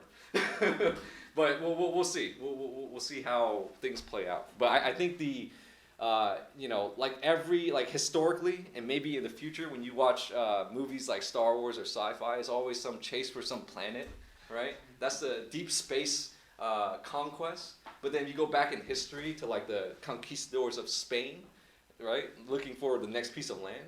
It's always about, I should say, men and women's conquest. Yeah, pretty interesting stuff. So today's conquest in Silicon Valley, for me at least, is the unicorns, the land of unicorns. Quick question. I mean, you mentioned about the technology. I mean, it's growing at a very fast pace, and legal and regulation and social stability is not keeping up. Yeah. Is it going to slow technology down? Yes. Yeah. Yes, it's going to slow it down, but at the same time, it's the Wild West. So you could see it because today Wall Street guys are leaving Wall Street and moving from east, moving to the west, called Sand Hill Road. Sand Hill Road here is the Wall Street of Silicon Valley. So they're leaving a highly regulated place because they can't play the financial game anymore to come over here to play the data game.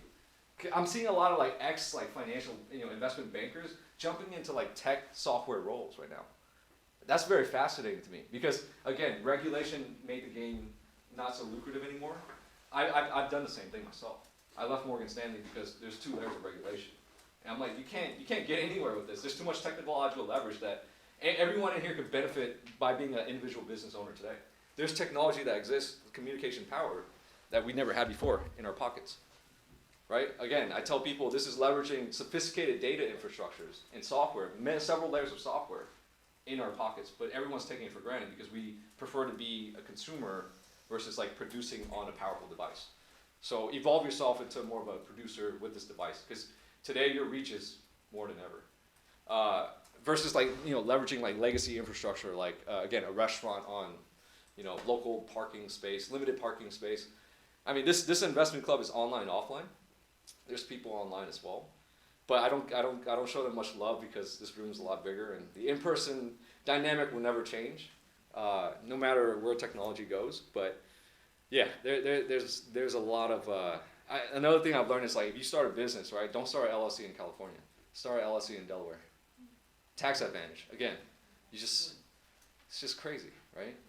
So. Depends what you're doing too. I mean. Say again? Depends what you're doing too. If you're real estate, there's no escape from California FTT. I think you could operate over. You could incorporate over there, but operate over here. I mean, if you hold assets here, if you do business Wouldn't here, work? if you bring here, I mean, you can't. Yeah. Escape it. It's actually a risky proposition. Yeah. Does it apply to S corps too? You have to pay California tax. Yeah, I'm not the expert on this. But this is something that I'm going to put in more effort learning about this moving forward, just because I think it will provide value to everyone, and plus I really want to learn too. A big part of why the red line is probably going down is, like you said, there's different places in the world where they would incentivize corporations. So just like you see here, Amazon will, at the state level, they'll go to different states and say, we'll come here and bring all these things with us if Yeah. you bring down this red line for us. It can happen federally too, where, you know, if our government taxes corporations highly, then they'll go and set up somewhere else. Yeah, exactly. So I hope all this, I know it's not really about stocks at the moment, but all this kind of plays into it if you eventually see it, right? It's all important. It's all encompassing, in my opinion. But you had a comment? No, I was just about to say that this chart does provoke some thoughts among ourselves, and we are seeing we can all sit and crib about how corporates are benefiting and individuals are at a disadvantage. First of all, right now the corporate tax rate is above 20%, so the gap is not that much. The second thing is, like you said, if the gap expands, it will create some social conflict. The other thing is that government need to create incentive for corporates to invest and innovate, right? Would we all be okay rather still having the rotary phones and make sure corporates pay 30%, we pay 40%, or we are all good to have iPhones and all the other technological advancements that companies have created because they get all these benefits. Yep. But there's a cost, there's a price to pay for it, which is, hey, we are being taxed at 30+%, corporates are at 20%. Yeah. So as like someone who, let's say, a financier like Stanley Druckenmiller today, right? As they analyze their global they have a big enough portfolio to have to forecast out like 50 years or whatever. Today, what I'm seeing is if I were to draw out the market structure, right, middle market, and then SMB, and then at the bottom is consumer. The consumer profile, I think, is okay. I haven't seen much stress besides if you sub-segment the consumer segment out to like students, then there is a student bubble. But other else than that, loan delinquency and all that, it's okay. Like real estate prices and stuff, that one's okay. SMB, it's still quiet. Valuations don't move much. Middle market, I think it's pretty. I would combine these two. At the enterprise today, what I'm seeing is that record levels of share buybacks as well as dividend expenses. So that is one of the Achilles heels. If you were to talk about 2001 was the tech bubble, 2008 was the real estate bubble, today is the corporate bubble. Yes, because share buybacks. They are the Kiro Sokolov, another hedge fund manager of the world, said they are the heroes of today, but the villains of tomorrow when the bubble crashes. Right? They're the hero because they are the ones who make the votes to engineer prices up for shareholders. But when that goes down, well, why? Why we just bought too much, right? But that's really happening at this level because the sovereign level is experiencing a lot of stress.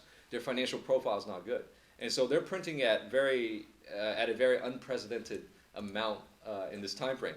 So whatever's happening at the top right here will rob everyone down, right? But the one most likely to respond is typically the ones up here will respond first, and then down here will respond last. So up here's the leading, over here's the lag, right? So going back to what I was saying to Vivek today. Consumers get robbed the most? Consumers what? They get robbed the most? Yeah. It's like going to Disneyland. You're gonna pay like $8 for a bottle of water, right? You weren't equipped, but then they regulated you at the door and said you can't bring in outside food. Yeah, my son buys a $250 lightsaber. Yeah, try to figure that one out. I tell you, Disney inflated prices. You're supposed to have a Swiss bank account. If your kid can drop $200 on a freaking lightsaber, Yeah. So I hope these concepts are good to know because this is how we're going to identify great investment, opportunities that we see. Because we're going to understand there's stress at the sovereign, printing money down, putting stress on everyone, but these are typically the ones that respond first compared to these people. And so, if they're still okay, then maybe consumer discretionary should be okay, right? Those are cyclicals, consumer discretionary. So you could always pull up, if it's discretionary, oh man, I think it's XLY. XLY. So this is the consumer discretionary. So this is the ETF that tracks consumer discretion, meaning they got excess money, whatever they want to spend it on. So something like a Louis Vuitton would fall into this. But Louis Vuitton's not publicly traded. But this is the proxy instrument to identify that. And then you could also do consumer staples. Staples would be XLP. Yep. So that's how we identify opportunity, right? I believe the consumers are in a decent shape today. And so we print money. I think consumers will continue to consume, increase their liabilities until it's like corporate buybacks, where corporations can't increase their liabilities anymore, or their purchase of share buybacks. So that's me creating a framework at the highest level, bringing it down to the consumer, and then reflecting it in my investment in XLY. If I wanted to get more specific, I could open up XLY and see what are the holdings of XLY, and now I have direct exposure to security. Now I could handpick because I know that the bigger secular trend is okay, based off of, again, money printing and the consumer profile. And a question online? Yeah. Is that helpful, or does what I say make sense? I don't know if what I say makes sense these days, but yeah. Yeah, I mean, and then you could apply some technical analysis. You're doing okay, man. I'm doing okay? You're doing okay. All right. Most of it. All right. I mean, this journey has been amazing because I've learned so much about the world. Back to your tax plot right there. Yeah. I'm just wondering, like, how does the average tech corporate worker get on that corporate taxes income line when a lot of us are bound by NDAs and we have to give up our private businesses when we start working for these tech companies. So what do you do there? I mean, this is an old saying, but it's called something. It's called moonlighting. Well, yeah, right. So moonlighting's a tough one, right? Moonlighting's a tough one. Moonlighting's a tough one. Honestly, it'd be corporate harassment. I like I said, you NDAs.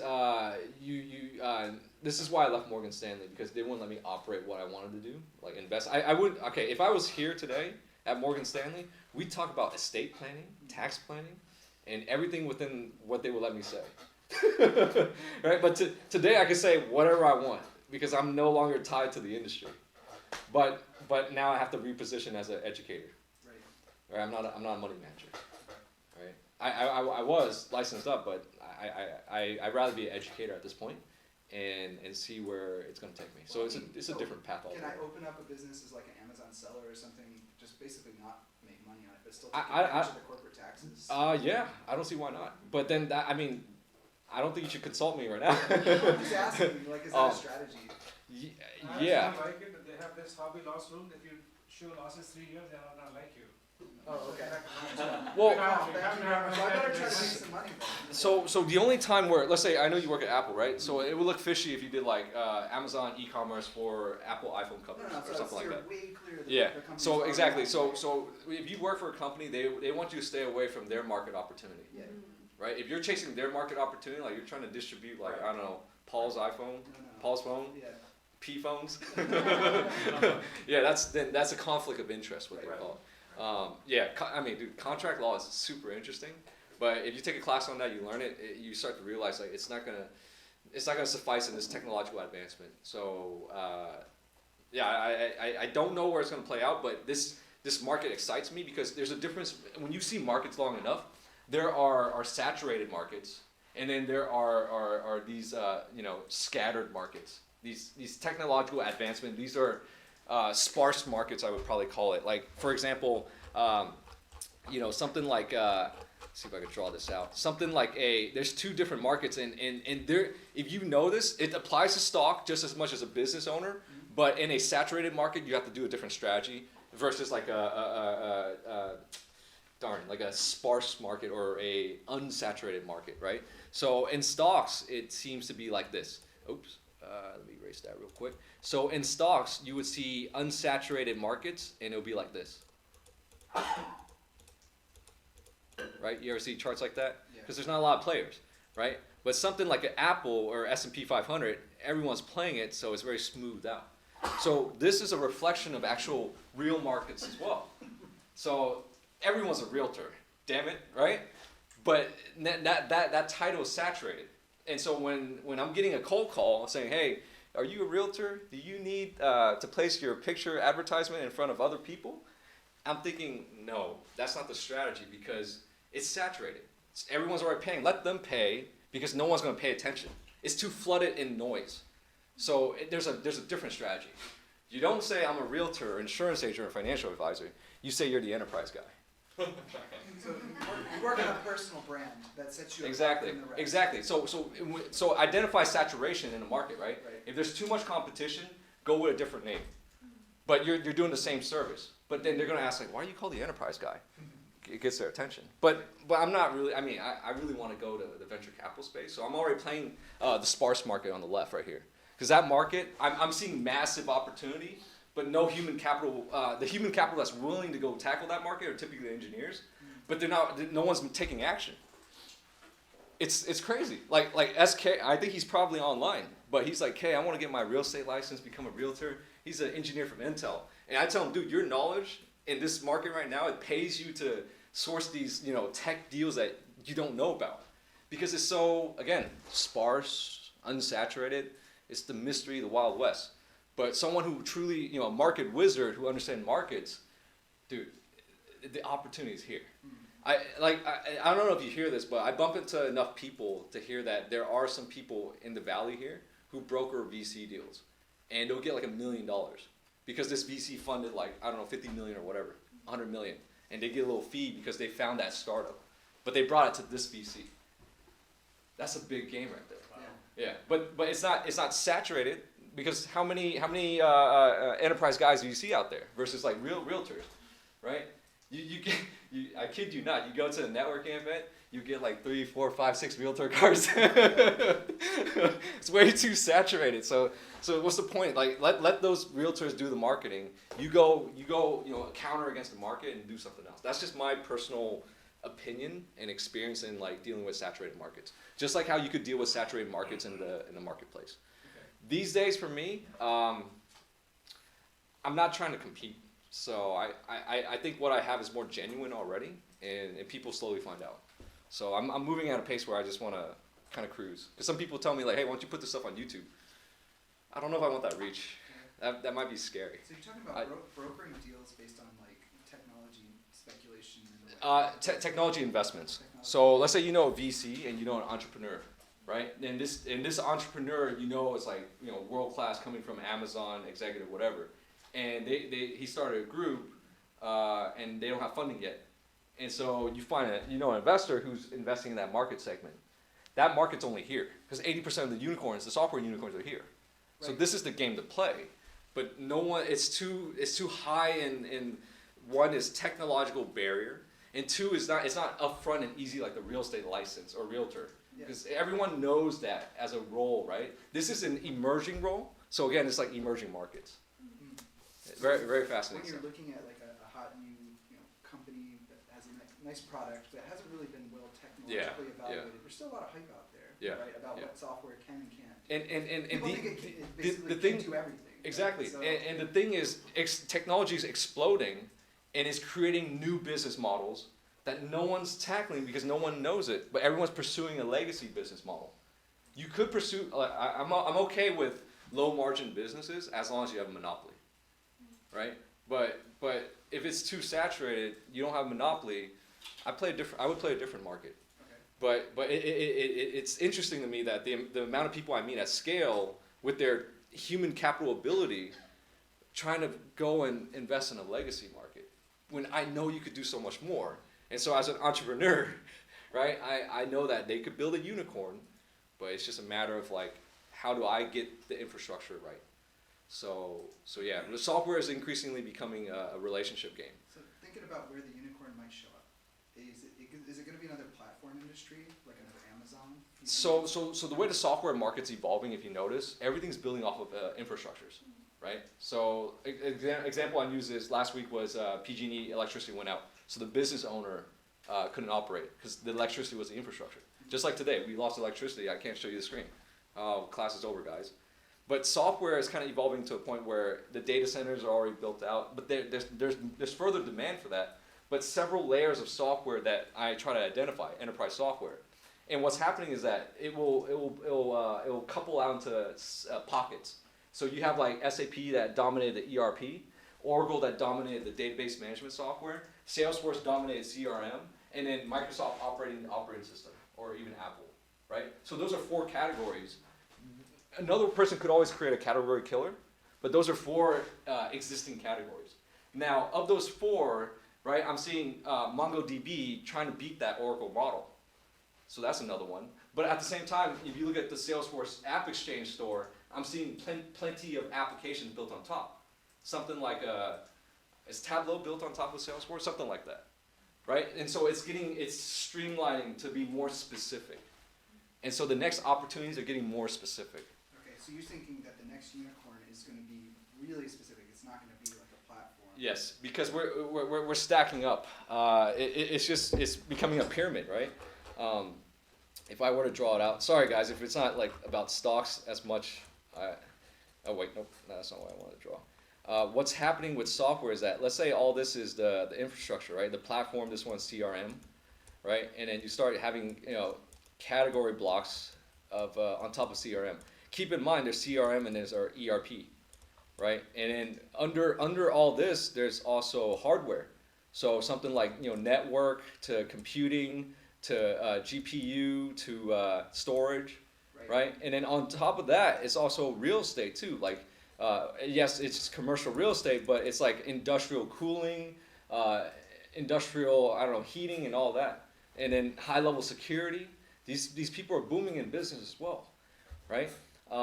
So what we're playing is, I'm seeing as it goes up like this, the margins get thicker and thicker versus the margins down here, because we're going away from down here's reality to more digital. As it goes more digital, the margins expand, right? So if you're smart in today's type of business environment, in technological infrastructure, it pays to build on top of the technology that exists out here today. Right? I don't need to, like, if you wanted to start a cafe, you don't need to go build the building because someone already provide that. So today, the same thing is like, you don't need to go build a software when there's already like easy software developer tools that exist. It's making it easier and easier and getting your reach even further, but no one's leveraging it right. So this is massive opportunity for the leading bleeding entrepreneur versus the legacy entrepreneur. It's exciting, man. Yeah. I see big markets, but man, every day I wake up excited. Right? I see like a lot of investment opportunities in this software stuff. Though I have limited capital, so I can't play all of it. So I'm trying to optimize. But then at the same time, I know that this is a Silicon Valley opportunity it's unique to our area. And if you still have energy, go chase it. If not, then invest in that energy. I'm not saying invest in me, but yeah, that's the excitement. Anyways, let's see what else I have. So to kind of close off the Chapwood Index, guys, I saw this on LinkedIn. College costs soaring. So this is recent, right? We talk about the basket of stuff, and then we also have side hustles are on the rise. And the joke in my head was like, the side hustles are on the rise because wage inflation is not inflating quick enough than real inflation. So consumers have to respond by side hustling to compensate for that lack of wage inflation that we talk so much about today. Going down, so this is the last chart. So this company right here, Meridian Macro Research, I got a funny story for this one. I called them and I was like, I know you're like the industry, best, right? All the hedge funds of the world love Meridian Macro. And so every time I get a free picture off of Twitter, I always save it. So I decided to call this phone number one time or email them and ask them, like, hey, how much for an individual subscription? The guy came back to me, he's like $5,000 a year. And I'm like, I don't want to pay that much for just charts. It's not like Guru Focus where I get to see everyone's portfolio, but yeah, it's so this is a chart from them. I trust their work just as much as every other money manager out there. You guys could probably get free charts from them too. Just Google them or something. But the pink one is medical services, right? So that one's increasing. So what does this tell me from a stock investment perspective? Going back to life science over here, we got to figure out what medical services stocks are hot, because this is a market that you want to be deploying on a high value because it's higher in value. High margin business. It could be a high margin business. I don't know the numbers, but it's also a high price business. Because think about this long enough, okay? This is where I'm going to mind blow you guys. What if I told you this is gold prices, right? As gold prices go up, gold miners make more money. Well, medical service is the same thing. If the cost of medical service goes up, that medical cost is the same thing as gold prices going up. It's the same thing, right? We're just tracking the service price. It's the same thing as tracking the gold price. So you think it's a medical services or actual product? So medical services cost is a product, right? And now we find the stocks that are delivering that service because they're reaping that high cost benefit. And it's increasing as well. So these stocks should have a premium to it. The question is kind of moot because they're both moved pretty close to each other. Okay. Oh yeah. So the blue and pink are pretty close. I'd say let's just combine it for simplicity. Okay. But the point is, these stocks should be. I mean, I wouldn't be surprised. I don't know a good medical equipment company. Mohammed, do you know one by any chance? Medical services or Stryker? Let's see if this CPI basket reflects that with Stryker. Amgen, Roche, Medtronic. Yeah. Intuitive Surgical. So. Yeah. So remember. So now going back to global macro, right? If they start printing money, these services, medical services is non-tradable. So a professional has to service it. I'm assuming that. So if medical services prices go up because of money printing, the stocks will go up. Right? Now it's just a matter of like figuring out like what's beaten down. So something like a Stryker, we go in there, we start applying technical analysis, going down to the time frame. It's at the 200-day moving average, and it's been holding that pink line for some time. So that would have been like a decent entry for a hold for the next wave of money printing. Yeah. Can you pull up Intuitive Surgical? Sure. ISRG, right? Yeah, I like that one. That's phenomenal. Yeah. Margins, wow, 69%. Profitable, no debt, that's beautiful. PE is pretty high though, but I guess it's anticipating. Now, in software, we talk about sales momentum. This thing's got earnings momentum. That's better than sales momentum, right? So that's why we're seeing a high, valuation for that company. Yeah. It's nice. I like it. Unless that earnings momentum slows down, but this is like a great example of like an all-star. This to me is a blue chip. And again, in a money printing environment, they'll just make more money because again, money printing environment means the cost of their services go up. Right? The government's basically they're reducing our purchasing power to increase their services power. So what's interesting? Their producer power. They're actually a hardware company. They produce robots. Yeah. So the little yeah. So they're not necessarily a software company, right? I'm sorry, second. They're not really a software company. So. No, we weren't talking about. We're talking about medical services. Right. Yeah. But I'm thinking in general, like if the markets are expanding generally in the service space and on the software side, there's an example of a company that's actually just delivering hardware. Sure. But this is a very specialized hardware. It's all about robotic surgery and all that. The line of the robots, which is Da Vinci, it is already entrenched to so many hospitals. They make a lot of money on training of doctors. And once a doctor is trained, for the hospitals to retrain and all that, it's a huge, it's a huge friction for hospitals to move to any other system. Right, so it's kind of a winner-take-all system there, So, right? so it's kind of, now what is Apple? It's mostly a hardware company, right? Wow. But it makes tons of money. Apple software services is starting to grow, but most of the money is in hardware. Similarly, their product is what is the Da Vinci line of robots? It's a hardware, but it's so well entrenched into the hospitals that it's a huge cost of moving to another Remember, it's also a monopoly thing too. Like if you're the only one that can provide those little, robotic fingers, then we have to invest in monopolies. Right. It doesn't matter how bad the margins or financials are. If you have a monopoly, you just win. Right, so I think this happens fairly often in the medical space, right, where somebody has that one thing, and Yeah. you have to train the doctors to use it, and it's a pain in the butt to get them to use more than one product, Yeah, so yeah. they stay with one thing. And when you sell it, then you start having those consumables on top of those their machines and all that. So it's like a printing machine. Yeah. So that list you just had on medical related anything, Yeah. that's like, I hope people have any of those stocks. They're all winners. I mean, Medtronic or Pfizer or Merck, they're like, holy cow, man, 30% returns, and they pay dividends. I mean, like, if you're not satisfied with 30% returns in a year, then holy cow, right? I mean, like, they're amazing. Every one of these. I've actually met the VC I met was not satisfied with that. Not satisfied with a 30% return in a year. Yeah. He had major exposure to Okta. He had an Okta exit. Oh wow. Why do you think all these companies are also in the Bay Area as actually common? Are they in the Bay Area? So Why are they? I could understand. Yeah, Intuitive is Yeah. there, right? So I mean, hardware. So software innovation for sure. I haven't done much research on hardware. I know there are more hardware engineers in here, so you guys probably know this better than me. But I wouldn't be surprised hardware to be too far away from software. again, we talk about software migration, human capital migration. If they were to move out of Silicon Valley, is their software tied to the hardware? If so, they would have more advantage being here next to the hardware. Yeah. So that part I don't know. So It depends on the flavor of software.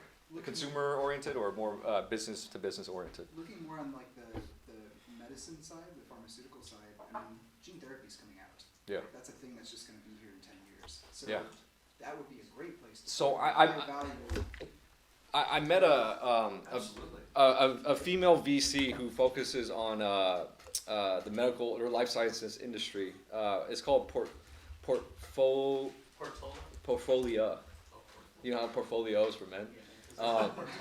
Portfolio. So it's a women venture capital. Yeah. Well, I got invited to the event that they were hosting, and so I got to meet her. It's this person right here. I forgot her name. What was I gonna say? So I asked her, like, this is the person here, Trish. I asked her, like, so she's the founder of this fund. She's raising funds. I asked her, like, what does it take to be a successful VC? Because she got some pretty good exits, and she just told me, like, just invest in the right person. Like she says that most of the due diligence is just investing into that person that you know is going to be successful. Just like you said, currency is character, and character is currency. Yeah, intelligence is a commodity and is abundant, right? And anyone could buy like he said, anyone could buy a high-class investment banker, attorney. Anyone could buy that service. But character is something you can't buy. That's gonna be an important part of it too, intelligence. Oh yeah. I mean, you have a lot of character and no intelligence. He's got a lot of character, but I just can't invest in this one. But yeah, she again, when I go out there and network with people and analyze software as slim and thin as it's getting, lean as it's getting, it increasingly just echoes to me. It's back to the people, back to the people. And so yeah, this week I had a meeting with a headhunter, and they're like, dude, at your frequency of people you run into, you could move executives, and that just like got me really excited.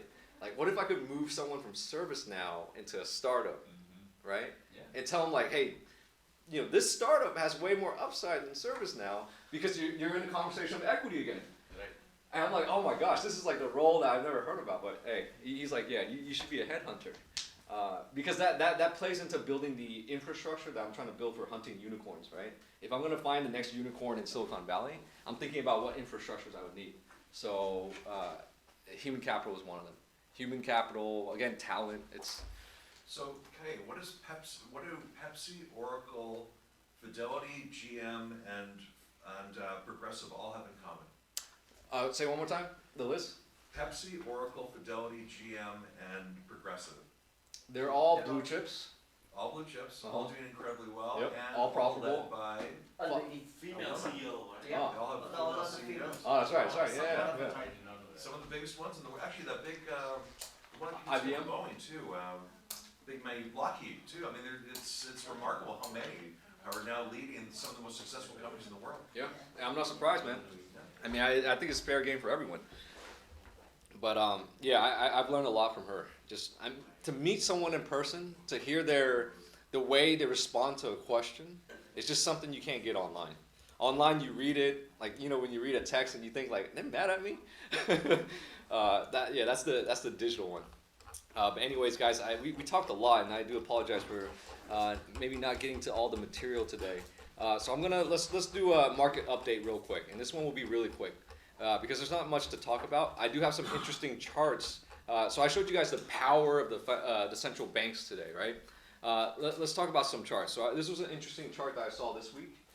Central banks cutting like it's a crisis. So they're lowering interest rates. Again, interest rates are good for real estate owners, but very bad for non-real estate owners or people who, mainly consumers. It's not that great. So 2020, this is the interest rate cuts, or momentum it looks like. Other charts that I found interesting this week was this one right here. Wall Street analysts, jobs vanish as a perfect storm hits research. Equity research is dying. But I don't think it's dying. I think it's booming. Yeah, not equity research is like the people who are researching are dying because a lot of AI is coming. Exactly. So technology is disrupting this industry where it's like, well, I don't need 100 analysts because that's one analyst could do 100's work now. So that's what, technology is one, lack of hedge fund performance, et cetera, et cetera. But I thought this chart was really interesting. Is that what the source is saying also? If you read the article, yeah, that was one of the reasons. But I found this interesting because I hope you guys know what we're doing in here is equity research. But this is at banks only, right? So it's not Inside banks, yeah. Okay, you had a company that we were talking about before the meeting started last week that you never showed to the people in the room. Do you remember which one it was? ServiceNow? No, it was kind of an unknown, like one that you thought was an incredibly highly valued one. Medallia? Yeah, MDLY. Yeah. Do you remember which one was it? Medallia, MDLA. I Yeah. don't think so. No, definitely. You covered that one in the room. Medallion we have talked multiple times. There was one that you said that was incredibly undervalued that has, if I remember it, high dividends, and you thought it was just like a hidden gem, but you never went into it for the room, which I thought was fascinating, but I can't remember the name of it. Yeah, I'll be honest with you, man. I generate opportunities like every week. It's it's plentiful. I'll try to find but yeah, this is the last week's lecture. I was gonna finish it today as well. Okay, never mind. But we kind of we tend to talk quite a bit. For the most part, I'll give you guys a quick global view. One more. This is actually interesting. This is from, if you notice the salmon colored paper, this is from Financial Times, right? This is Financial Times, it's credible stuff. The forecast right here, Asia and the rest of the world. They say it's a start, and we kind of that's been kind of like the conversation we had in here, right? China, Russia kind of teaming up, the whole One Belt, One Road, investing into infrastructure that will pop the world reserve currency status that is experiencing too much debt and unsustainability.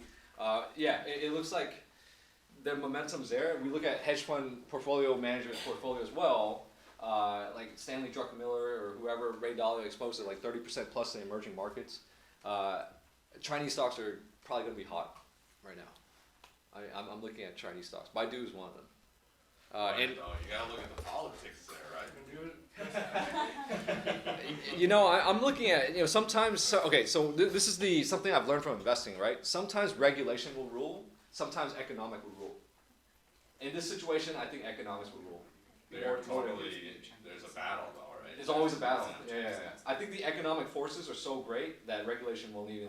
It'll be just like blown away. So then go for Costco though. I mean, look at Costco. They have one They're store performing. in China. So Costco, Just think about that. they got one store in China? Well, remember they opened up the one store, Yeah, and there's like a lineup for over a mile. Yeah. A mile-long line to go to a Costco. American One brand, store, booming right? economy. Just think about that. So if China takes off, I think people in China like to save money too. Oh yeah. So I think there's 50 Costco's in the whole California. There could be 50,000 in California, in China, right? So if you're looking for high growth, if you really think that China's going to take off, people spend money. They like cheap everything. I mean, Costco's a natural. So I agree. And here's Alibaba, right?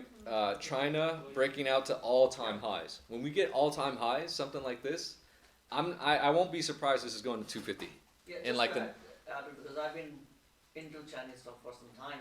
So if you just look for last 1 year, things look great. You extend the horizon just before it. Baba was like 210, 215. Exactly. Earlier, everything has come down. Exactly. Baidu was above 200. It like lost 50% of its value. Yep. So you gotta be really careful and have much. You need to know what's your time horizon is. Exactly. If you're looking to fund your kids' education in next 2 years, maybe don't do it. Yeah. So they had a bear market, no doubt, but I think the blood's already been out on the streets.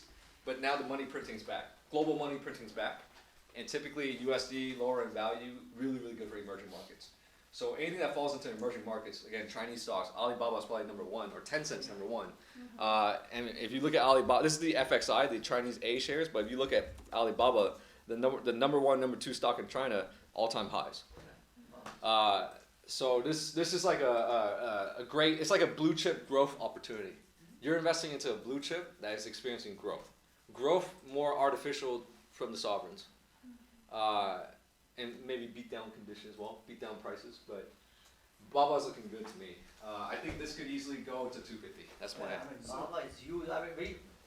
Amazon does 5 billion sale, 6 billion sale on their Cyber Monday, and we talk a lot about it. Baba does 30 billion sale on their Singles Day. Look at the sales momentum right here. The distance between the last year's sales, that's incredible. And then we got some EPS that's hitting record levels. So if earnings expanding, think about this, and this is the investment framework or thesis for this right now, right? Global macro sovereign uncertainty causes money printing. Lower dollar value is good for emerging markets. China falls into emerging markets. Alibaba is a blue chip. All right. Specific characteristics of Alibaba is sales momentum, very big right here. Shares outstanding is kind of constant, which is good. There's no dilution. And if you look at EPS, it looks like EPS is hitting record levels. If anything, this stock is hitting new highs from a technical perspective. That's bullish on the monthly, as well as EPS is hitting new highs. Price-wise, 25 is not bad for a security that's experiencing earnings momentum. Earnings momentum, not sales momentum, earnings momentum, right? And then pretty thick margin for this size as well. Profit margin is 34%. Balance sheet value 6 times, so they have about almost 100 billion in balance sheet value. This is a company that, it looks bullish in every way, from government stimulus too. If China continues to print money in their economy, hey, even better for this one. Yeah. You can experience double sovereign tailwind as well. Let's see what else. So that's Asia, right? So this is the trajectory, right? These are big trends, and we could just identify smaller opportunities in between. To close it out, guys, I'll give you guys a quick market update. Markets have been just as we discussed. Next week's a short week, but I think the last several weeks we've been just saying markets are going to go up. I still continue to think markets will go up. It is a little overextended at the upper Bollinger Band. It might retrace back to 315, but overall I think markets will go up with money printing. So if we look at the 4 corners of the USA heart, right, you got the S&P 500, again pointing up and going higher. I don't complain. This one from a monthly chart, again, it was really scary over here, but we kind of cleared that and gone higher, and we're printing money again. NASDAQ, same thing. Looks just like the S&P 500. Again, all-time highs. This is what it looks like if you go out to the monthly. I know, insane, right? What you said earlier is also a risk of like the expansion away from the consumer's affordability. It really is a scam. When you think about like what consumers can afford in this environment, it's not enough. Dow Jones again, just pointing higher. I think maybe a little bit retrace back, but overall things look calm. I think we have that Santa Claus rally already. We might even further experience it next week. This is the Dow Jones from a monthly perspective. And then the most resilient one of the 4 corners of the USA, the small cap Russell 2000 finally broke out above 160 and just kind of sailing up. Nothing much to comment, but this was the laggard one. So this is like the one that is most sensitive first when there's like a recession. But now it's kind of breaking that point right there, 1600, and going higher. If this clears a new high, it's going to look really bullish in the coming days. Maybe pushed out until like, first quarter next year as well. Looking at the critical infrastructures of the stock market, the FANGs, Facebook about to hit all-time highs. Facebook and Barron's, by the way, predicting a 25 to 30% increase in 2020. They are experiencing, again, I don't know if the financial markets are pricing in the technological leverage here, right? That's something that I've been wondering, or now that I'm becoming more tech savvy. Companies like these, the FANGs, they have like godly premiums built into it. I'm sorry, don't have godly premiums that should be in it. Technological leverage, man, data leverage. So Facebook's one of them. They got 2.2 billion people on their platform. Think about that for a second. That's really bullish from a software perspective. Again, Facebook at all-time highs. It's just going to go higher. Again, money printing environment. Amazon looks like an opportunity because if the majority of the FANGs, all the other ones are going up, but Amazon isn't, I think it's just a matter of time. So this one looks like an opportunity to me. Keep in mind, it's pretty opportunity to Microsoft. Right. That's the reason why they're down. Oh, they lost a deal with Microsoft. Protesting it. Yeah, but overall they have a lead. Last time we looked at that's like 2-3 weeks ago. We looked at the chart. They have a lead in AWS in the cloud space. Yeah, but Microsoft is gaining. Microsoft's gaining. If anything, I think I'm bullish on both segments because I don't think they're servicing the entire cloud enough already. Right. So if anything, Silicon Valley, you could purchase a home next to Google. Consider that. I'm not even joking. As ridiculous as prices are today, I'm starting to feel like the technological leverage here of technology and people using all this stuff, I don't know if real estate's really overvalued. The ones right next to Apple and Google and Facebook and all that. So East Palo Alto is a golden nugget that we should just all raise funds and I'll go purchase for you guys. We should just spend our days like door knocking every person in Palo Alto, East Palo Alto, just saying, hey, what do you want for it? last week we were talking about how the east side. They do that. They do that. Yeah. They do that everywhere, I mean, Yeah, but this is substantial upside here on growth, real assets experiencing growth. So, but last week we were talking about how human capital is going to move eastward to the other side. It is, but this is intelligent human capital that wants to save time first. And so what I'm seeing already in East Palo Alto, because I know some, not big developers, but I know some commercial real estate flippers who are flipping in a way where they're creating like a hotel model, where it's like they have like bunkers or whatever. They have like a bunch of bunk beds. Yeah, and so they're optimizing profits. Yeah. Right? And so that's an opportunity, because it's just like, if you could really get one there, it's nice. I should be sourcing over there. Apple, look, all-time highs. Again, money printing, right? This is incredible. I mean, 1.2 trillion. We're back at it. And where is it? Right next to us, right here. Yeah. Don't forget that. Do you think that's mostly from buybacks right now? Yes. Okay. Because the majority of participants are corporations. And when they're printing money, again, producers respond first. I think they're responding accordingly. Okay. But as well as investors who are savvy. But again, I believe that majority of participants are corporations. Netflix. So it's even better to understand corporations than consumers. Netflix, so we talked about this one. My opinion was that we move back to the 200-day moving average. Now it's above. I think the environment's good for Netflix as well. Even though there's more competitors in the marketplace, I think this one, I mean, Disney is probably the biggest competitor, really. Okay, Amazon, Apple, too. Those are a lot of competitors, but it's a little bit overstretched, but this one looks bullish to me. Looking at Google, again, all-time highs. I don't know what else to say. It's incredible that these securities. And Microsoft, my number one favorite one. Absolutely. All-time highs. That's crazy. How from 140 to 157. And up in high volume. Yeah. Yes. That was. Oh, was that? Did I miss the earnings? Or was that the Microsoft deal? Earnings is Microsoft is. I think this is the federal deal that they won. I think maybe that's. Oh, was it? Okay. I like listening to the Microsoft earnings call because you get to listen to Satya. Very intelligent guy. So the thing to do is to buy all of them, by the way. So I'm serious, guys. I'm serious. Like, right. all those, there's no certainty in anything. Yeah. But I mean, you're talking about strong getting stronger. Every one of those is one of those. So Yeah. those are 4, and then you buy Pfizer, and you buy Merck, and you buy 20 others. Yeah. And even if you get it wrong on 2 or 3 of them, Yeah. you'll still do incredibly well. Yeah. So let me ask you guys this. So If all of them are at a high, that's my call. is it not expensive? The high is lower, then it becomes high. typically when it gets when the security goes all-time high, it goes higher. Now, from a trader perspective, it could be risky, but They don't say that about real estate. huh? They don't say that about real estate. They don't say about real estate. They don't say that about real estate. Maybe in 2017 they did.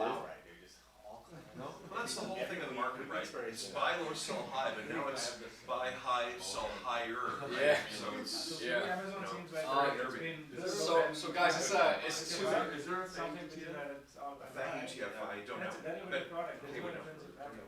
So it's You can create your own. Yeah, pretty much. It's all metal thing. It feels risky. It's only a metal.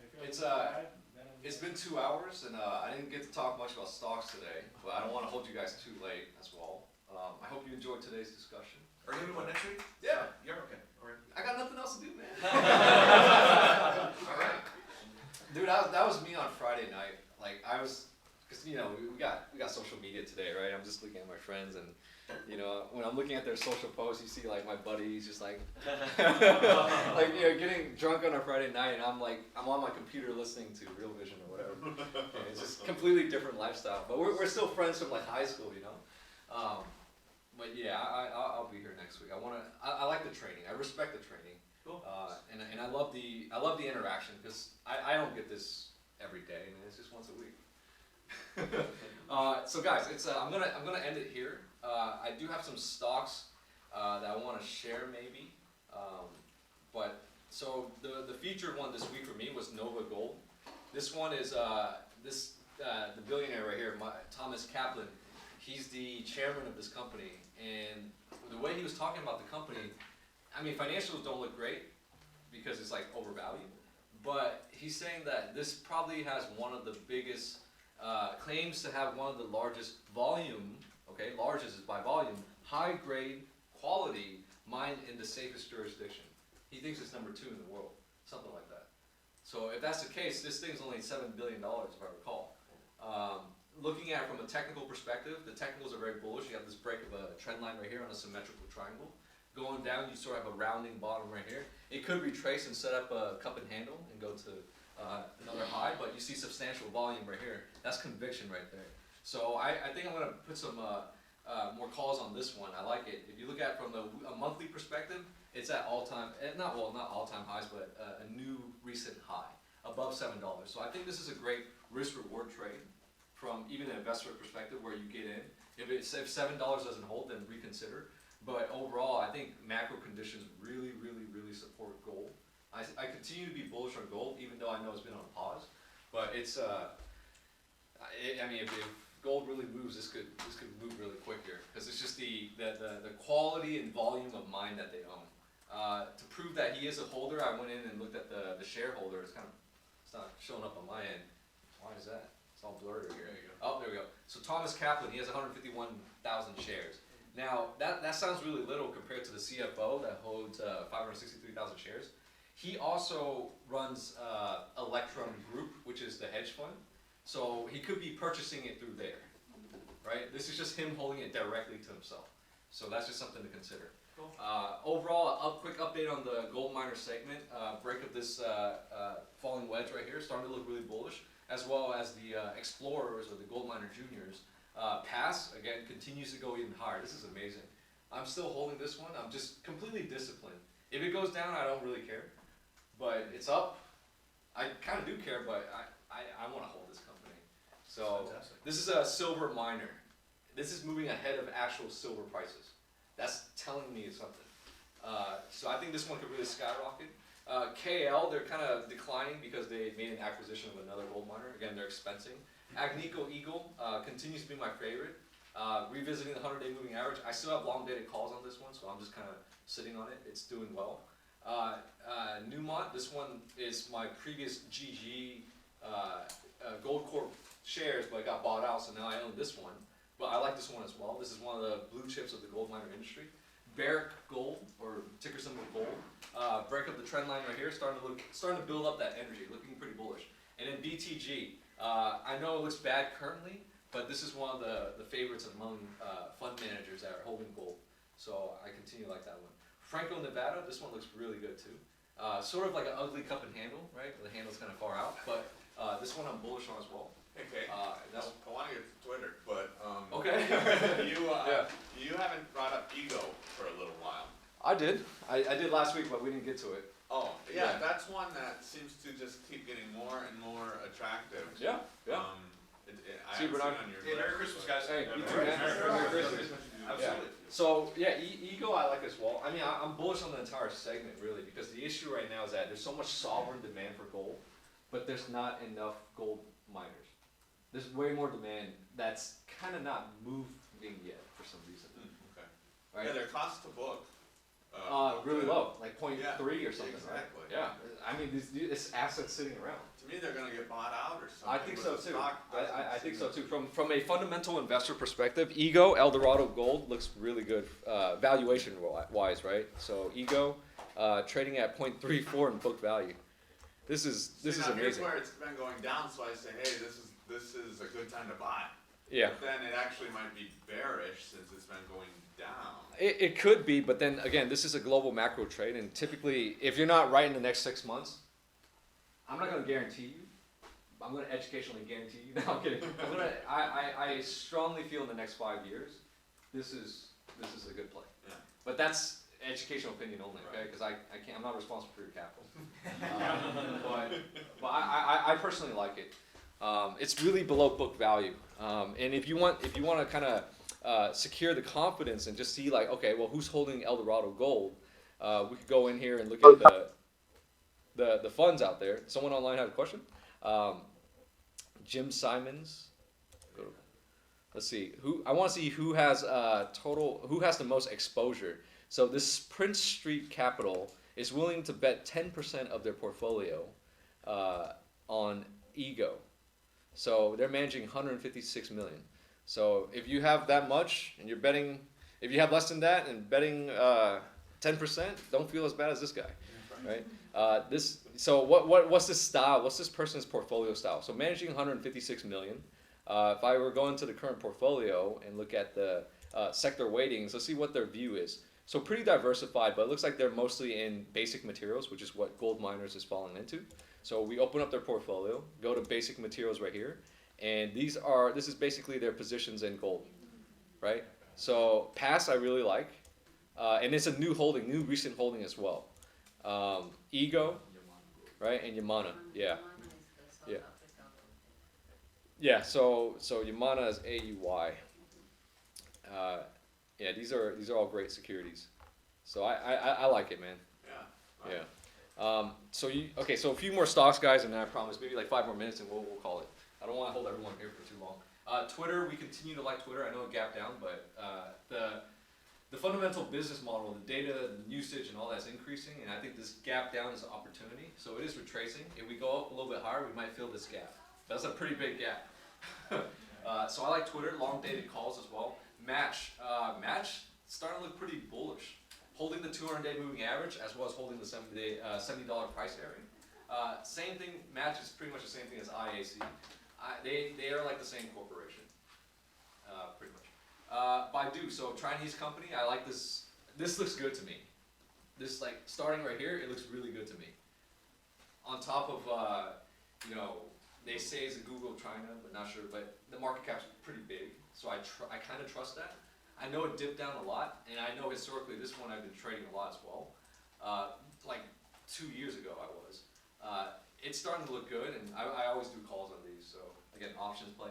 Zscaler looks interesting to me. This is something that's beat down from 90, 49, again, enterprise software, venture capital, strong VC funding. If we look at the VCs, I'm not sure if Sequoia Capital was one of them, but let's just look real quick for Zscaler. Let's go to Crunchbase. I really forget all the VCs that participate. So let's see, Zscaler. I like this one because it's also a Gartner leader. ZS Gartner report. Oh, I should put Zscaler.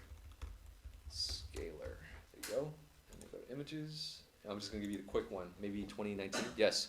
Look at that. Zscaler is #1 in the marketplace in 2019 for secure web gateways. And this security, Zscaler, is beaten down. Oh, where's my Zscaler? It's beaten down.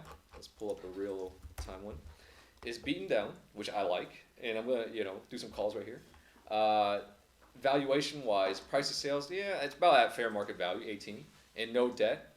Very little amount of employees for software companies. That's why I like software companies. But the VCs involved in this one were, let's see, if I would go all the way down, Fortinet is a competitor. Interesting. Where is it? Oh, right here. Lightspeed Ventures, TPG Growth, capital G. That's Google. So I like this one. Lightspeed Ventures, and wow, TPG put 110 million. These are big bets right here. So I like this. I like that it was just Series A and B and then secondary market. So yeah, I personally like this one, guys. Be careful, okay? It's software. Software has a higher premium and it moves quick. What else? Workday looks good to me. Again, Workday's in Pleasanton. Twilio also looks good to me. Paul, you had a question on that? Yeah. I mean, this one's a super high growth security. So it's very sensitive. It's gonna whip around a lot, but it's a Sequoia Capital favorite. It's probably their #1, #2 favorite. Would you put a call on it right now? I would. I very would. Yeah. $100 at the money strikes. Yeah. I really like it. But again, disclosures is the whipping. You're gonna get some whipping on that one. Uber and Lyft. I continue to really like it, guys. I've been talking about this for several weeks now. I think 2, 3, 4 weeks now. It's starting to, it broke out of this falling wedge right here, so it's in, reversal development, right? It's gonna battle. You're gonna get some whipsaws, but I like Uber and Lyft because I think the valuations for what it's doing is pretty substantial, even though it's not profitable. But again, that's the way the market's playing. So I can't argue with the current market emotions because they're bigger than me. I have to play the current emotions. Cloudera, that was a good one. I still like this one, so it's still looking good to me. Now, you know, people might get, I wouldn't say greedy, but they might be drooling and you'll get some sharp moves, but I think overall 20% owned by Carl Icahn, enterprise software, undervalued, 20% revenue growth. This looks attractive to me. From a technical perspective, it looks really attractive. But I'm not gonna, you know, I can't say 100%. Technicals can only go so far, but currently it does look good. BlackBerry, we got that earnings, 23% growth year over year. What else? They got some free cash flow, and the comment from John Chen is BlackBerry achieved sequential growth and revenue across all of our software businesses while generating healthy non-GAAP profitability and free cash flow as we continue to invest in our future. So yeah, he says he's very pleased with the results. It's still in a downtrend, so it could go sideways, but this, I mean, I've been trying to pick this bottom right here. I do have calls on this, a good amount of calls, but they're long dated, so I'm just kind of waiting because I think this is seriously an undervalued enterprise software company. But most people, I think most people are going to fight. Most people are going to fight it sometime. I got so excited that I spit. Most people are going to fight this one again because it has that voodoo stigma BlackBerry name. But Yeah. I think if you truly understand the management, the guy who flipped Sybase to SAP and all that, and the gross margin that he's done, it's incredible. For some reason, when I see BB, I think Blockbuster. I need to change that. Blockbuster. You got Blockbuster in your portfolio. That might be like an old, history list or whatever. Other else than that, Splunk is hitting new high, guys. So Splunk is, I don't know if you've been to Santana Row recently, but they're really, tracking the commercial real estate is indication of a really strong company as well. But yeah, that's pretty much it. 1 minute over, but 12:16. All right, guys, we'll call it right there. If you guys have any questions or you want to hang out and chit chat, feel free.